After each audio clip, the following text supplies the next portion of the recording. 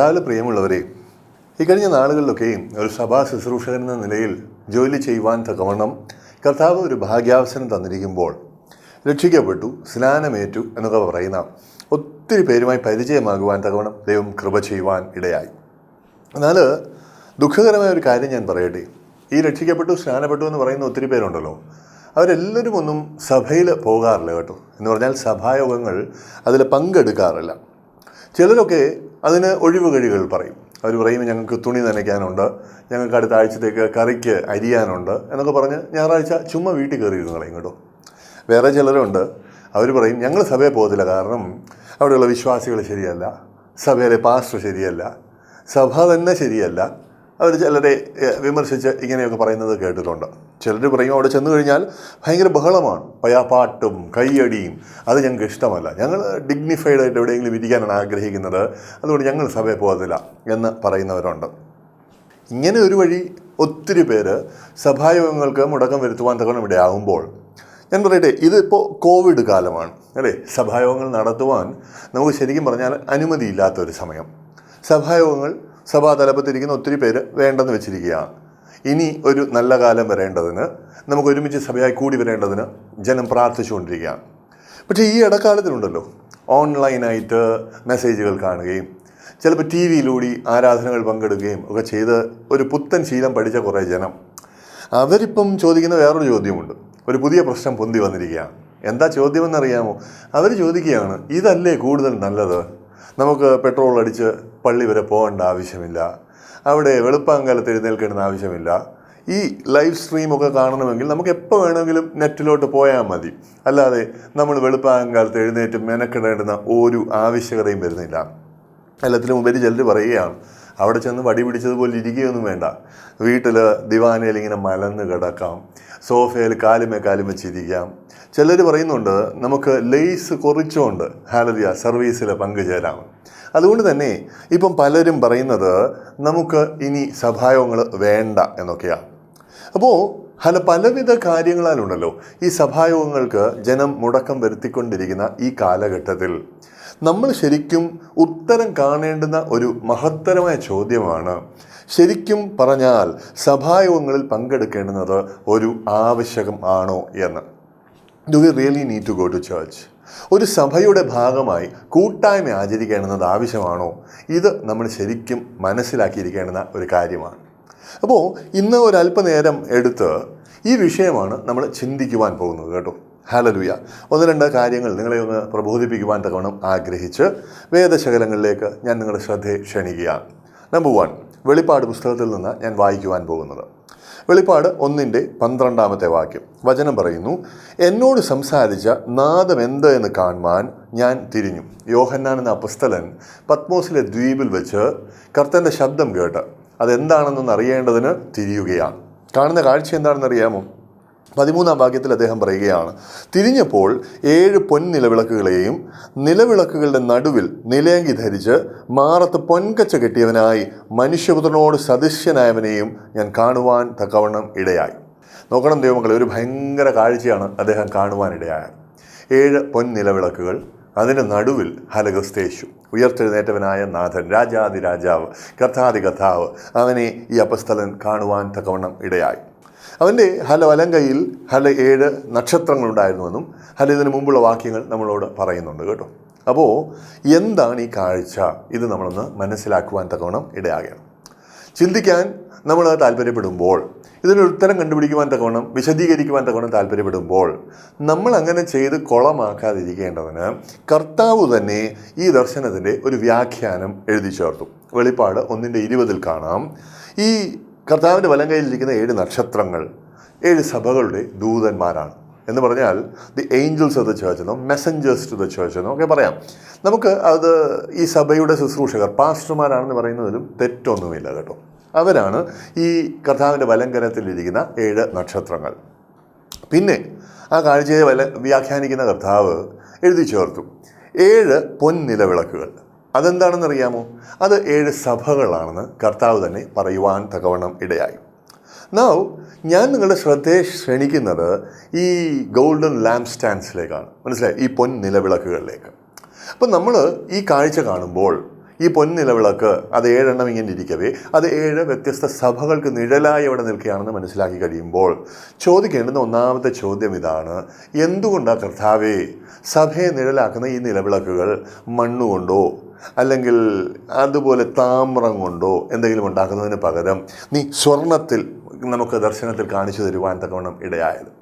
Y are these lamp stands golden നമ്മൾ ചോദിക്കുവാൻ തക്കവണ്ണം ഇടയാകണം. നോക്കുക ദൈവമക്കളെ, അതിന് പ്രധാനപ്പെട്ട കാരണം എന്താണെന്ന് അറിയാമോ? കാലാകാലങ്ങളിലൂടെ സമ്പദ് വ്യവസ്ഥകളിൽ എക്കോണമികൾ പലവിധമായ മാറ്റങ്ങൾ വന്നിട്ടുണ്ട് എങ്കിലും എല്ലാ കാലത്തും ഒരുപോലെ നല്ല മൂല്യമുള്ള ഒരു മെറ്റലാണ് സ്വർണം എന്ന് പറയുന്നത് കേട്ടോ. അതിന് വിലയില്ലാഞ്ഞ ഒരു കാലം ശരിക്കും പറഞ്ഞാൽ നമുക്ക് ആലോചിക്കാൻ പോലും ഒക്കത്തില്ല. ഇപ്പോഴത്തെ കണ്ടീഷനിൽ അറിയാമല്ലോ, ഹല്ലേലൂയ, മറ്റെന്തിനേക്കാളും ചിലപ്പോൾ വേണമെങ്കിൽ സ്വർണത്തിന് വിലയുണ്ട് എന്ന് പറയുവാൻ തക്കവണ്ണം ഇടയാകും. Always this has been a precious metal. അപ്പോൾ സഭയെ നിഴലാക്കുന്ന ഈ വിളക്കുകളെ കർത്താവ് സ്വർണത്തിൽ വരച്ച് കാണിക്കുവാൻ കാരണം എന്തെന്ന് ചോദിച്ചാൽ, കാലാകാലങ്ങളിലൂടെ ഈ വേദശകലം വായിക്കുന്ന എല്ലാവരോടും കർത്താവ് പറയുവാൻ ആഗ്രഹിക്കുകയാണ് തൻ്റെ കണ്ണിൽ സഭയ്ക്ക് താൻ കൊടുത്തിരിക്കുന്ന മൂല്യം എന്താണ്. God is actually trying to tell us the church is valuable in God's eyes. ദൈവത്തിൻ്റെ കണ്ണിൽ സഭ ഭയങ്കര വിലപ്പെട്ട ഒരു കാര്യമാണ്. അപ്പോൾ മനസ്സിലാക്കണം എന്തുകൊണ്ടാണ് സഭ കർത്താവിന് വിലപ്പെട്ടത് ആയിത്തീരുന്നതെന്ന്. എന്നെ കേൾക്കുന്നവരോട് ഞാൻ ഇങ്ങനെ പറയട്ടെ, അതിനുള്ള ഏറ്റവും വലിയ കാരണം ഈ സഭ എന്ന് പറയുന്ന കാര്യം സത്യം പറഞ്ഞാൽ കർത്താവിന് കളഞ്ഞു കിട്ടിയ ഒരു സ്വത്തല്ല, അവൻ വില കൊടുത്ത് വാങ്ങിച്ച ഒരു സ്വത്താണ്. എന്തായിരുന്നു അവൻ കൊടുത്ത വില?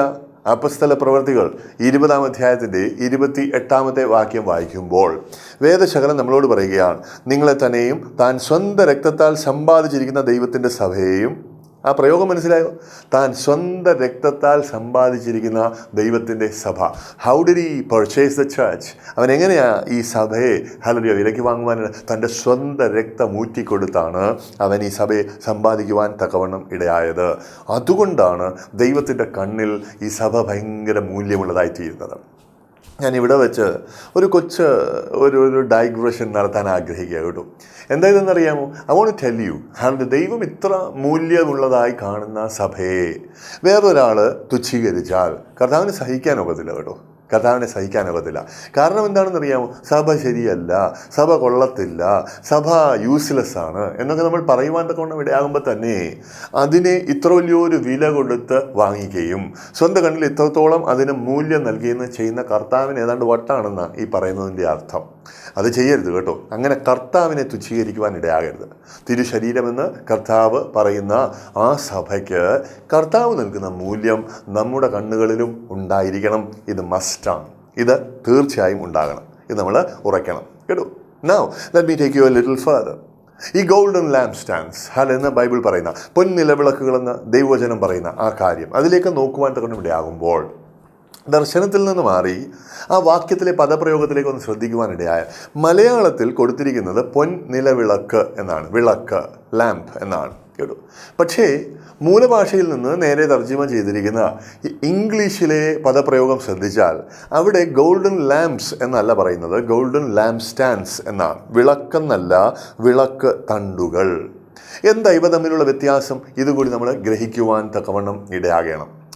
വ്യത്യാസം പ്രധാനമായും എന്താണെന്നറിയാമോ? ഒരു വിളക്ക് തണ്ടിന് തന്നെത്താൻ പ്രകാശിക്കുവാൻ കഴിവില്ല കേട്ടോ. അതിന് തിരിയില്ല, അതിനകത്ത് എണ്ണ ഒഴിക്കാൻ ഒക്കത്തില്ല. അതൊരു തണ്ട് മാത്രമാണ്, ഒരു സ്റ്റാൻഡാണ് കേട്ടോ. Hallelujah, praise God. രണ്ട്, നമ്മൾ മനസ്സിലാക്കണം ഈ വിളക്ക് തണ്ടിൻ്റെ പർപ്പസ് എന്താണ്, അതുകൊണ്ടുള്ള ഗുണം എന്താണ്, ഉദ്ദേശം എന്താണ് എന്നൊക്കെ ചോദിച്ചു കഴിഞ്ഞാൽ നമ്മൾ ഒരു വിളക്ക് പ്രകാശിക്കുന്നത് പോലെ പ്രകാശിക്കാനല്ല യഥാർത്ഥത്തിൽ ഈ വിളക്ക് തണ്ടിനെ പ്രയോജനപ്പെടുത്തുന്നത്. പിന്നെയോ പ്രകാശിക്കുന്ന ഒരു വിളക്കിനെ താങ്ങി നിർത്തുവാനാണ്, ഒന്ന് സപ്പോർട്ട് ചെയ്യുവാനാണ്, അതിനെ ഒന്ന് ഉയർത്തിപ്പിടിക്കുവാനാണ് ഈ വിളക്ക് തണ്ടിനെ നമ്മൾ ഉപയോഗിക്കുവാൻ തക്കവണ്ണം ഇടയാകുന്നത്. മൂന്നാമത്, ഈ വിളക്ക് തണ്ടിനെ കുറിച്ച് ഞാൻ ഇങ്ങനെ പറയട്ടെ. ഒരാൾ ഒരു വിളക്ക് തെളിയിച്ചു കഴിഞ്ഞാൽ കേട്ടോ, ആ വിളക്ക് തെളിയിക്കുന്നതിന് പിന്നിൽ അദ്ദേഹത്തിനൊരു ഉദ്ദേശം കാണും. കുറേ ഏരിയയിൽ അതിൻ്റെ വെളിച്ചം ചെല്ലണം എന്ന് അദ്ദേഹം ആഗ്രഹിക്കുവാൻ തക്കണം ഇടയാകും. അപ്പോൾ വിളക്ക് തെളിയിക്കുന്നയാളിന് ആ തെളിയിച്ചതിന് പിന്നിലുള്ള ഉദ്ദേശം എന്തോ അത് നിവർത്തിയാക്കുവാൻ സഹായിക്കുന്നൊരു കാര്യമാണ് ഈ വിളക്ക് തണ്ട് എന്ന് പറയുവാൻ തക്കവണ്ണം ഇടയാകുന്നത്. ഇനി ഈ വിളക്ക് തണ്ട് എന്ന നിലയിൽ സഭയെ ചിത്രീകരിക്കുന്ന കർത്താവ് ശരിക്കും നമ്മളോട് പറയാൻ ആഗ്രഹിക്കുന്ന സന്ദേശം എന്താണ് എന്നറിയേണ്ടതിന് ഒന്ന് രണ്ട് വേദശകലങ്ങളിലേക്ക് നിങ്ങളുടെ ശ്രദ്ധയെ തിരിക്കുവാൻ ആഗ്രഹിക്കുക കേട്ടോ. ബൈബിൾ കയ്യിലുണ്ടെങ്കിൽ ഒന്ന് തുറന്നു നോക്കുന്നത് നല്ലതാണ്. ഒന്നാമത്തെ വാക്യം സദൃശ്യവാക്യങ്ങൾ 20:27. അവിടെ വചനം പറയുന്നു, മനുഷ്യൻ്റെ ആത്മാവ് യഹോവയുടെ ദീപം. The spirit of man is A lamp of God. കേട്ടോ, ദൈവത്തിൻ്റെ ദീപമാണ്, യഹോവയുടെ ദീപമാണ് നമ്മുടെ അകത്തിരിക്കുന്ന ആത്മാവ്. നമ്മൾ മനസ്സിലാക്കണം, ഈ ആത്മാവ് കേട്ടോ, അകത്തുള്ള ആത്മാവ് അത് പാപത്താൽ അതിക്രമത്താൽ മരിച്ചു കിടക്കുന്നു എന്നാണ് ശരിക്കും പറഞ്ഞാൽ എഫേസ്യ ലേഖനം 2-ാം അധ്യായം നമ്മളോട് വ്യക്തമാക്കുവാൻ തക്കവണ്ണമിടയാകുന്നു. അത് നമ്മുടെ രക്ഷിക്കപ്പെടുന്നതിന് മുമ്പുള്ള അനുഭവമാണ്. ഈ മരിച്ചു കിടക്കുന്ന ആത്മാവിനെ ഈ കോണ്ടെക്സ്റ്റിൽ നമുക്ക് എങ്ങനെ ചിത്രീകരിക്കുവാൻ പറ്റുന്നത്? പാപം ഒരുവൻ്റെ ജീവിതത്തിൽ വരുവാൻ തക്കവണ്ണമിടയാകുമ്പോൾ യഹോവയുടെ ദീപമെന്ന് അറിയപ്പെടുന്ന ഈ മനുഷ്യാത്മാവ് കെട്ടടങ്ങിയ എരിയാത്ത ഒരു കരിന്തിരിയുള്ള ഒരു ഹലവിളക്കാണ്. ഇത് നമ്മൾ ഗ്രഹിക്കുവാൻ തക്കവണ്ണമിടയാകണം. എന്നാൽ ഒരു മനുഷ്യൻ തൻ്റെ ജീവിത യാത്രയുടെ മധ്യത്തിൽ എവിടെയെങ്കിലും വെച്ച് സത്യസുവിശേഷം കേൾക്കുവാൻ ദൈവം ഇടവരുത്തുമ്പോൾ, അത് കേൾക്കുവാൻ മാത്രമല്ല മനസ്സിലാക്കേണ്ടതിനും അംഗീകരിക്കേണ്ടതിനും അതിന് തന്നെ താൻ കീഴ്പ്പെടുത്തേണ്ടതിനും ദൈവം ഇടവരുത്തുമ്പോൾ അവൻ കൃപയാൽ വിശ്വാസത്താൽ രക്ഷിക്കപ്പെടുവാൻ തക്കവണ്ണം ഇടയാകും. മനസ്സിലായി? അങ്ങനെ രക്ഷിക്കപ്പെടുമ്പോൾ സംഭവിക്കുന്നത് എന്താണെന്ന് അറിയാമോ? നമ്മൾ അറിയണം, ദൈവവചനപ്രകാരം ദൈവാത്മാവെന്ന എണ്ണയും ഇരമ്യാവ് 23:29 കാണുന്നത് പോലെ ആ ദൈവവചനമെന്ന തീയും കൂടി ഒന്ന് കൂട്ടിച്ചേർന്നാണ് അകത്ത് ഈ രക്ഷയുടെ അനുഭവം ഒരു മനുഷ്യന് ഉളവാക്കുന്നത്. കേട്ടോ, the oil of the Holy Spirit and the fire of the word of God. ഇത് രണ്ടും കൂടി അങ്ങോട്ട് കൂട്ടിച്ചേരുവാൻ തക്കവണ്ണമിട. ഇത് രണ്ടും കൂടി കൂടിച്ചേരുമ്പോൾ എന്ത് സംഭവിക്കുമെന്നറിയാമോ? വചനത്താലും ആത്മാവിനാലും ഒരുവൻ്റെ ഉള്ളിൽ രക്ഷയുടെ അനുഭവം വരുമ്പോൾ അകത്തിരിക്കുന്ന ചത്തുകിടക്കുന്ന കത്താത്ത ആ യഹോവയുടെ ദീപം എന്ന മനുഷ്യൻ്റെ ആത്മാവ് തിരികെ കത്തുന്ന ഒരു വിളക്ക് പോലെ ജ്വലിക്കുവാൻ തക്കവണ്ണം ഇടയാകും. ഇത് നമ്മൾ മനസ്സിലാക്കി. ഇതാണ് വീണ്ടും ജനനം കൊണ്ട് സംഭവിക്കുന്ന ഒരു കാര്യം. അപ്പോൾ ഈ തരത്തിൽ വീണ്ടും ജനിച്ചിരിക്കുന്ന ആ മനുഷ്യനെ നോക്കിയാണ് കർത്താവായ യേശു ക്രിസ്തു മത്തായി 5-ാം അധ്യായത്തിൻ്റെ 14 മുതൽ 16 വരെ വാക്യങ്ങളിൽ സംസാരിക്കുവാനിടയാകുന്നത്. കേട്ടോ, ഗിരിപ്രഭാഷണം നടത്തുന്ന കർത്താവ് ഇവിടെ പറയുന്നത് എന്താണെന്നറിയാമോ? വചനത്തിൽ കാണാം, നിങ്ങൾ ലോകത്തിൻ്റെ വെളിച്ചമാകുന്നു. കരിന്തിരി പോലെ കത്തിയെരിഞ്ഞ് തീർന്ന് എരിയാത്ത ഇപ്പോൾ പ്രകാശിക്കാത്തൊരു വിളക്കിനോടല്ല ഈ സംസാരിക്കുന്നത്. കേട്ടോ, കർത്താവ് രക്ഷിച്ചെടുത്ത, ഇപ്പോൾ അകത്തെ ആത്മാവിനെ വീണ്ടും ജ്വലിപ്പിച്ചെടുത്ത ആ മനുഷ്യനോടാണ് കർത്താവ് സംസാരിക്കുന്നത്. നിങ്ങൾ ലോകത്തിൻ്റെ വെളിച്ചമാകുന്നു. മലമേലിരിക്കുന്ന പട്ടണം മറഞ്ഞിരിക്കാൻ കഴിയുകയില്ല. വിളക്ക് കത്തിച്ച് പറയിൻ കീഴിലല്ല തണ്ടിന്മേലത്രേ വയ്ക്കുന്നത്, അപ്പോൾ അത് വീട്ടിലുള്ള എല്ലാവർക്കും പ്രകാശിക്കും. അങ്ങനെ തന്നെ മനുഷ്യർ നിങ്ങളുടെ നല്ല പ്രവർത്തികളെ കണ്ട് സ്വർഗസ്ഥനായ നിങ്ങളുടെ പിതാവിനെ മഹത്വപ്പെടുത്തേണ്ടതിന് നിങ്ങളുടെ വെളിച്ചം അവരുടെ മുമ്പിൽ പ്രകാശിക്കട്ടെ. കർത്താവ് പറയുകയാണ്. ഇവിടെ അവൻ പറഞ്ഞ സന്ദേശം മനസ്സിലായോ? കർത്താവ് എന്ന് പറഞ്ഞാൽ കത്തിക്കുന്നയാൾ. ആ കർത്താവ് നമ്മുടെ അകത്തിരിക്കുന്ന തൻ്റെ വിളക്ക്, നമ്മുടെ അകത്തെ ആത്മാവിനെ ഒന്ന് കത്തിച്ചാൽ, വീണ്ടും ജനനത്തിലേക്ക് നടത്തി കഴിഞ്ഞാൽ, ഇപ്പോൾ ജ്വലിക്കുന്ന ഈ വിളക്കിനെ താൻ എടുത്ത് പറയുടെ കീഴിലല്ല വയ്ക്കുന്നത്, തണ്ടിന്മേലാണ് വയ്ക്കുവാൻ തക്കവണ്ണം ഇടയാകുന്നത്. ഏതാ ഈ വിളക്ക് തണ്ട്? നമ്മൾ മനസ്സിലാക്കണം, ഈ വിളക്ക് തണ്ട് കർത്താവിൻ്റെ സഭയാണ്. ഈ ഒരു കോൺസെപ്റ്റിനെ സ്ഥിരീകരിച്ചുകൊണ്ടാണ് അപ്പോസ്തല പ്രവൃത്തികൾ 2-ാം അധ്യായം പറയുന്നത്, അവൻ എന്ന് പറഞ്ഞാൽ ദൈവം രക്ഷിക്കപ്പെടുന്നവരുടെ ഒരു കൂട്ടത്തെ ദിനംപ്രതി സഭയോട് ചേർത്തുകൊണ്ടിരിക്കുന്നു. പറഞ്ഞതിൻ്റെ അർത്ഥം മനസ്സിലായോ? രക്ഷിക്കപ്പെട്ടവൻ അകത്ത് ഈ ജ്വലനം പ്രാപിച്ചവനാണ്. അവനെ കൊണ്ടുവന്ന് കർത്താവ് സഭയാകുന്ന വിളക്ക് തണ്ടിന്മേൽ വയ്ക്കുവാൻ തക്കവണ്ണം ഇടയാകും. എന്താ കർത്താവിൻ്റെ ഉദ്ദേശം? നമ്മൾ മനസ്സിലാക്കണം. ആ വിളക്ക് തണ്ടിന്മേൽ ഇരുന്നു കൊണ്ട് എന്ന് പറഞ്ഞാൽ in the context of the church, സഭയ്ക്കകത്ത് ഇരുന്നു കൊണ്ടാണ് അവൻ സൽപ്രവർത്തികൾ ചെയ്യുവാൻ ഇടയാകേണ്ടുന്നത്.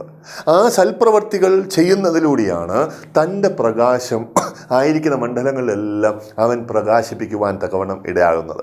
ആ പ്രകാശം എന്ന് പറയുന്ന സൽപ്രവർത്തികൾ പരക്കുവാൻ തക്കവണ്ണം ഇടയാകുമ്പോൾ അവനെ രക്ഷിച്ചെടുക്കുകയും സൽപ്രവർത്തികൾ ചെയ്യുവാൻ തക്കവണ്ണം അവനെ ശാക്തീകരിക്കുകയും ചെയ്തത് ദൈവത്തെ കണ്ടു നിൽക്കുന്നവരെല്ലാം മഹത്വപ്പെടുത്തുവാൻ തക്കവണ്ണം ഇടയാകും. ഇതാണ് ദൈവം ഇവിടെ നമ്മളോട് പറയുന്ന സത്യം.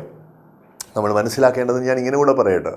എഫേസ്യർക്ക് എഴുതിയ ലേഖനം വായിക്കുമ്പോൾ 2-ാം അധ്യായത്തിൻ്റെ 10-ാം വാക്യത്തിൽ ഇങ്ങനെ കാണാം, നാം അവൻ്റെ കൈപ്പണിയായി സൽപ്രവർത്തികൾക്കായിട്ട് ക്രിസ്തയേശുവിൽ സൃഷ്ടിക്കപ്പെട്ടവരാകുന്നു. എന്താ ഈ കോൺസെപ്റ്റ്?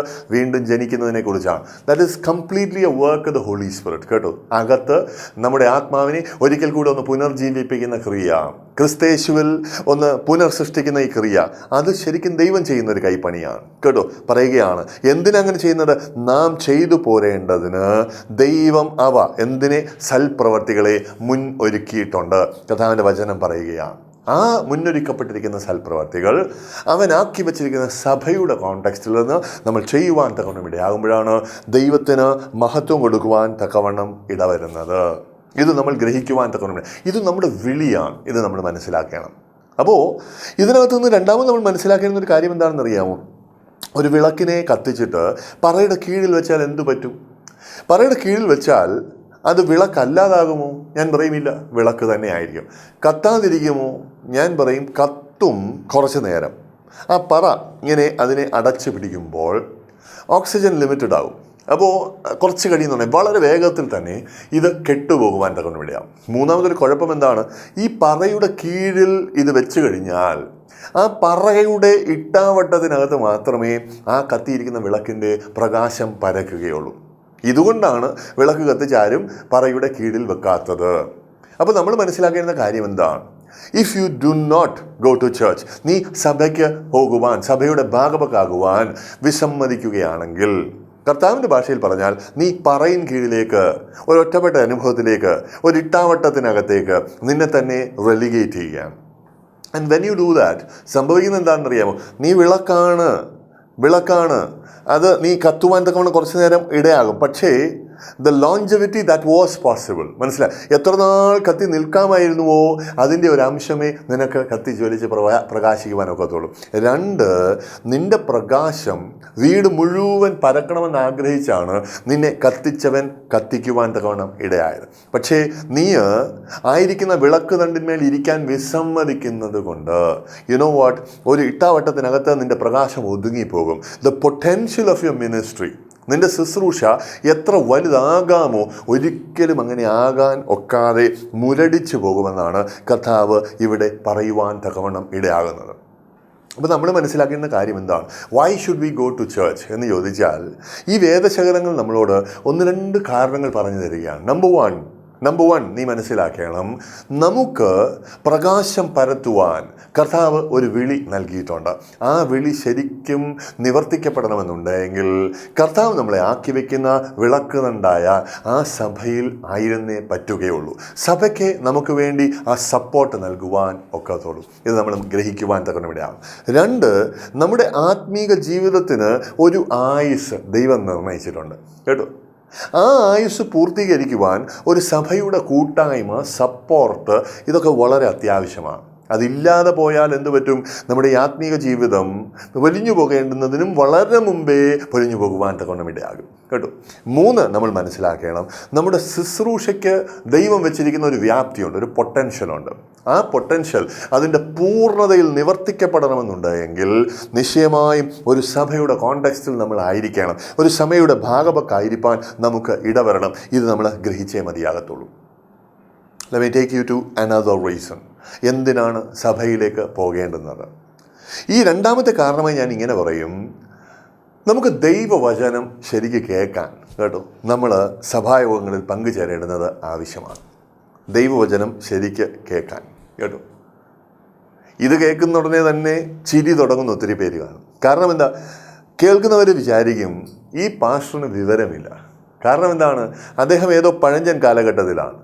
ഈ സഭായോഗത്തിൽ പോയാൽ മാത്രമേ നമുക്ക് ദൈവവചനം കേൾക്കാൻ ഒക്കത്തുള്ളൂ. ഞങ്ങൾക്ക് ഇൻ്റർനെറ്റ് ഉണ്ട്, ഓൺലൈനായി കേൾക്കാം. സിസ്റ്റം ആവശ്യമില്ല, ഞങ്ങൾക്ക് ഞങ്ങളുടെ മൊബൈലിൽ കേൾക്കാം. ഞങ്ങൾക്ക് TV പ്രോഗ്രാമായി ദൈവവചനം കേൾക്കുവാൻ തക്കണം ഇടയാകും. പിന്നെന്തിനാണ് സഭയിൽ പോകുന്നത്? ചില ചോദിക്കുവാൻ തക്കണം ഇടയാകും. ഞാൻ നിങ്ങളോട് പറയുന്ന ഈ സത്യത്തിൻ്റെ ആഴം, അതിൻ്റെ അർത്ഥം, ഇതൊക്കെ ഗ്രഹിക്കേണ്ടതിന് 1-2 കാര്യങ്ങൾ കൂടി നിങ്ങളുടെ ശ്രദ്ധയിൽപ്പെടുത്തുവാൻ ആഗ്രഹിക്കുക. കേട്ടോ. നമ്പർ 1 മനസ്സിലാക്കണം, പ്രസംഗകർ എല്ലാവരും ഒരുപോലെ അല്ല. കേട്ടോ. ഇത് നിങ്ങൾ അറിഞ്ഞിരിക്കേണ്ടുന്ന ഒരു സത്യമാണ്. പ്രസംഗിക്കുന്നവരെല്ലാം ഒരുപോലെ അല്ല. ഒരു വട്ടം കൂടെ ഞാൻ പറയട്ടെ, പ്രസംഗകർ എല്ലാം ഒരുപോലെ അല്ല. ഇത് നിങ്ങൾ ഗ്രഹിക്കുവാൻ തക്കവണ്ണം ഇടയാകണം. Now understand this. ഏതൊക്കെ തരം പ്രസംഗകരുണ്ട്?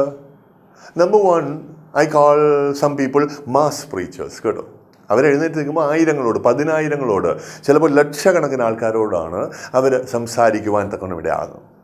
ക്രൂസൈഡ് പ്രസംഗകർ, വലിയ കൺവെൻഷനിൽ പ്രസംഗിക്കുന്നവർ, അതുപോലെ ടെലിവിഷനിൽ പ്രസംഗിക്കുന്നവർ, ഇവരൊക്കെ ഈ കൂട്ടത്തിൽ പെടുവാൻ തക്കവണ്ണം ഇടയാകും. Mass preachers. കേട്ടോ, വേറൊരു കൂട്ടരുണ്ട്, സഞ്ചാര ശുശ്രൂഷകരാണ്. അവർ ഒരു സഭയിൽ നിന്ന് വേറൊരു സഭയിലേക്ക്, ആ സഭയിൽ നിന്ന് അടുത്ത സഭയിലേക്ക് ഇങ്ങനെ സഞ്ചരിച്ച് തങ്ങളെ ദൈവമേൽപ്പിച്ചു എന്ന് പറയുന്ന ഒരു സന്ദേശം പങ്കുവയ്ക്കുവാൻ തക്കവണ്ണം ഇടയാകും. അങ്ങനത്തെ ഒരു സെറ്റ് ശുശ്രൂഷകരുണ്ട്. അവരും പ്രസംഗകരാണ്. വേറൊരു കൂട്ടമുണ്ട്, സഭാ ശുശ്രൂഷകരാണ്. അവരിങ്ങനെ ഓടി നടന്ന് ശുശ്രൂഷിക്കുന്നവരല്ല, വലിയ കൺവെൻഷനുകളിൽ പ്രസംഗിക്കുന്നവരല്ല. ചിലപ്പോൾ TV പ്രസംഗിക്കും, ചിലപ്പോൾ പ്രസംഗിക്കത്തില്ല. പക്ഷെ നിശ്ചയമായും അവർ ദൈവവചനം ശുശ്രൂഷിക്കും. എവിടെ? അവരുടെ സഭയിൽ, അവരെ ദൈവമാക്കി വെച്ചിരിക്കുന്ന ഒരു സഭയ്ക്കകത്ത്. Now understand something. ഈ 3 തരക്കാരെ ഞാൻ നോക്കുമ്പോൾ ഇതാണ് ഒരു ഹോൾ പട്ടിക എന്നൊന്നും ഞാൻ അവകാശപ്പെടുന്നത്. ഇതിനേക്കാൾ പല തരങ്ങൾ നിങ്ങൾക്ക് ആലോചിച്ചാൽ കിട്ടുമായിരിക്കും. പക്ഷെ ബ്രോഡായിട്ട് ഈ 3 ക്ലാസിഫിക്കേഷൻസിൽ ഒരുവിധം പ്രസംഗകരെല്ലാം ഒതുങ്ങുമെന്നാണ് എൻ്റെ വിചാരം. കേട്ടോ, അപ്പോൾ ഇവരുടെ വ്യത്യാസം എന്താണ് നമ്മൾ ഗ്രഹിക്കുവാൻ തക്കണം ഇവിടെയാണ്. ഒന്ന്, the preacher who preaches to the masses. കേട്ടോ, ലക്ഷങ്ങളോട്, പതിനായിരങ്ങളോട് ഒക്കെ സംസാരിക്കുന്ന ഒരു ശുശ്രൂഷകൻ. അദ്ദേഹത്തിൻ്റെ പ്രസംഗം നോക്കണേ, ഒരു പ്രത്യേക തരം പ്രസംഗമാണ്. ഈ പ്രസംഗകൻ മിക്കവാറും ഒരു സുവിശേഷകനാകാനാണ് സാധ്യത. കേട്ടോ, അദ്ദേഹം എന്തായിരിക്കും പ്രസംഗിക്കാൻ വിഷയമാക്കുന്നത് എന്ന് ചോദിച്ചാൽ ഞാൻ പറയും, പാപത്തെക്കുറിച്ച് പ്രസംഗിക്കാൻ സാധ്യതയുണ്ട്. യേശുക്രിസ്തുവിലുള്ള രക്ഷ പ്രസംഗിക്കുവാൻ സാധ്യതയുണ്ട്. ഇത് നിശ്ചയമായി പ്രസംഗിക്കുമെന്ന് പറയണമെങ്കിൽ അതിൻ്റെ കാലഘട്ടം പണ്ടായിരുന്നു. കേട്ടോ, ഇപ്പോഴത്തെ ആധുനിക കാലഘട്ടത്തിൽ ആളുകളെ രക്ഷയിലേക്ക് നടത്തുവാൻ സുവിശേഷം പറയുന്നുവെന്ന് അവകാശപ്പെടുന്നവർ പാപസംബന്ധമായി പ്രസംഗം നടത്തണമെന്ന് നിർബന്ധമില്ല. അവരെന്ത് ചെയ്യുമെന്നറിയാം? യേശുവിൻ്റെ സ്നേഹത്തെക്കുറിച്ച് പ്രസംഗിച്ചുകൊണ്ടിരിക്കും. യേശുവിന് നിന്നോട് ഭയങ്കര പ്രേമമാണ്, നിന്നെ കിട്ടിയില്ലെങ്കിൽ യേശു ഇനി കിണറ്റി ചാടിച്ചാകും എന്നൊക്കെയുള്ള ലൈനിൽ അവർ പറയുവാൻ തക്കണം ഇടയാകും. ഇത് കേട്ട് സങ്കടം തോന്നിയ പലരും യേശുവിനെ പിൻപറ്റുവാൻ തീരുമാനമെടുക്കുന്നത്. കേട്ടോ, ഇത്ര പാവം, എന്നോട് ഇത്ര പ്രേമമാണെങ്കിൽ ഞാൻ എങ്ങനെ അതിനെ റിഫ്യൂസ് ചെയ്യുന്നതെന്നൊക്കെ പറയും. അങ്ങനത്തെ ഒരു പ്രസംഗമുണ്ട്. വാട്ട് എവർ ഇറ്റ് ഈസ്, ആളുകൾ രക്ഷിക്കപ്പെടുന്നുവെങ്കിൽ സ്തോത്രം, സ്തോത്രം, അങ്ങനെ ഞാൻ പറയുകയാണ്. പക്ഷേ മനസ്സിലാക്കേണ്ടുന്ന സംഗതി എന്താണെന്നറിയാമോ?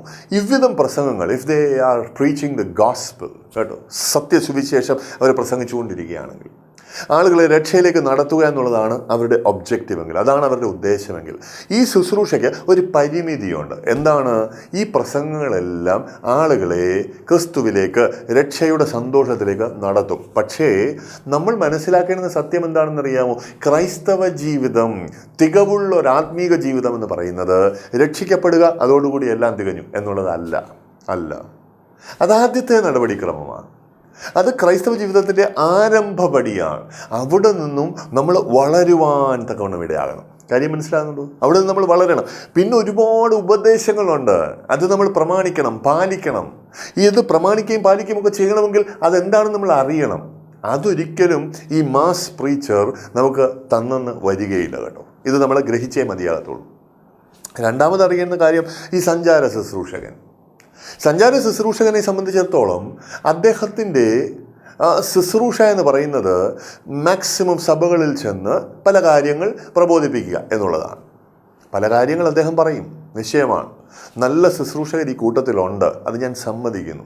പക്ഷേ ഇതിനകത്തും ചില പ്രത്യേക പരിമിതികൾ എന്നെപ്പോലെയുള്ളവർ കാണാൻ ഇടയുണ്ട്.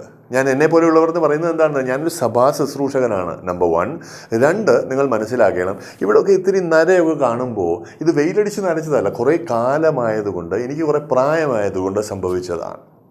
ഇക്കഴിഞ്ഞ കാലത്തിനുള്ളിൽ ഒരുപാട് പേരെ പരിചയപ്പെടുവാൻ, പല ശുശ്രൂഷകരെ കാണുവാൻ, അവരുടെ ശുശ്രൂഷകൾ വിലയിരുത്തുവാൻ ഒക്കെ ദൈവം എനിക്ക് ഇടവരുത്തിയിട്ടുണ്ട്. അതിൽ നിന്ന് ഞാൻ പറയുക. കേട്ടോ, ഈ സഞ്ചാര ശുശ്രൂഷകരെ സംബന്ധിച്ചിടത്തോളം അവർക്ക് മീറ്റിങ്ങുകൾ ആവശ്യമാണ്. അപ്പോൾ ഒരിടത്ത് ചെന്നാൽ വീണ്ടും ക്ഷണിക്കപ്പെടേണ്ടതിന് തക്കവണ്ണമുള്ള ഒരു പ്രസംഗമേ അവരെ പ്രസംഗിക്കത്തുള്ളൂ. അത് കർണരസമായിരിക്കണം. അതൊരു തെറ്റായിട്ടല്ല ഞാൻ പറയുന്നത്, രസിപ്പിക്കണം, നല്ല രസമായിരിക്കണം പ്രസംഗം എന്ന് വിശ്വസിക്കുന്ന ഒരാളാണ് ഞാൻ. കേട്ടോ, അപ്പോൾ കർണരസമായിട്ട് അവർ പ്രസംഗിക്കും. പക്ഷേ അവരുടെ പ്രസംഗം ചിലപ്പോൾ കർണരസമായി ഒതുങ്ങിപ്പോകും. അപ്പോഴാണ് എനിക്ക് സങ്കടം വരുന്നത്. ഉപദേശം പറയുമ്പോഴും അതിങ്ങനെ ഒരു തലോടൽ പോലെയാണ്. മനസ്സിലായി, നീ മാനസാന്തരപ്പെടണം, ഇല്ലെങ്കിൽ നരകത്തിൽ പോകും എന്നുള്ള സത്യം അയ്യോ ചിലപ്പോൾ പറഞ്ഞെന്ന് വരത്തില്ല. പല കാര്യങ്ങൾ ഇങ്ങനെ പറഞ്ഞ് കുറേ പാട്ടൊക്കെ പാടി സ്നേഹിച്ച് സന്തോഷിപ്പിച്ച് എല്ലാവരെയും കെട്ടിപ്പിടിച്ച് അവരങ്ങ് പോയെന്നിരിക്കട്ടെ. അവർക്ക് വല്ല കുഴപ്പമുണ്ടോ? ഞാൻ പറയും ഒരു കുഴപ്പവുമില്ല. പക്ഷേ മൂന്നാമത്തെ തരത്തിലുള്ള ആളുണ്ടല്ലോ, സഭാ ശുശ്രൂഷകൻ. അയാൾക്ക് ഇത് രണ്ടും ചെയ്യുവാനൊക്കത്തില്ല. കാരണം എന്താണെന്നറിയാമോ? അദ്ദേഹത്തെ സംബന്ധിച്ചിടത്തോളം അദ്ദേഹത്തിന് ദൈവവചനം വായിക്കുന്നതിൽ നിന്ന് ധ്യാനിക്കുന്നതിൽ നിന്ന് ഒരു വ്യക്തമായ വെളിപ്പാടുണ്ട്. മുമ്പിലിരിക്കുന്ന ജനം ദൈവത്തിൻ്റെ ആട്ടിൻകൂട്ടമാണ്. താൻ ഇടയനും തൻ്റെ ആട്ടിൻകൂട്ടവുമല്ല ഇത്. താനൊരു കുട്ടിയിടയനും വലിയ ഇടയനായ കർത്താവ് തന്നെ ഏൽപ്പിച്ച ആട്ടിൻകൂട്ടവുമാണ് ഈ സഭയ്ക്കകത്ത് ഇരിക്കുന്നത്. ആ വെളിപ്പാട് വന്നു കഴിയുമ്പോൾ ഉണ്ടല്ലോ, ഈ സഭാ ശുശ്രൂഷകന് ഭയങ്കര ഒരു ടെൻഷനാണ് കേട്ടോ. എന്താ ടെൻഷൻ? അദ്ദേഹത്തിന് അറിയാം ഈ ആട്ടിൻകൂട്ടത്തിൻ്റെ വെൽബീയിങ്, അതിൻ്റെ നോക്കി നടത്തിപ്പെല്ലാം തൻ്റെ ചുമതലയാണ്. അതിനകത്ത് അവരെ ഒരുക്കുന്നത് തൻ്റെ ചുമതലയാണ്. വേണ്ടാതീനം ഇതിനകത്ത് വെളിപ്പെട്ടാൽ അതിനെ ഒതുക്കുന്നത് തൻ്റെ ചുമതലയാണ്.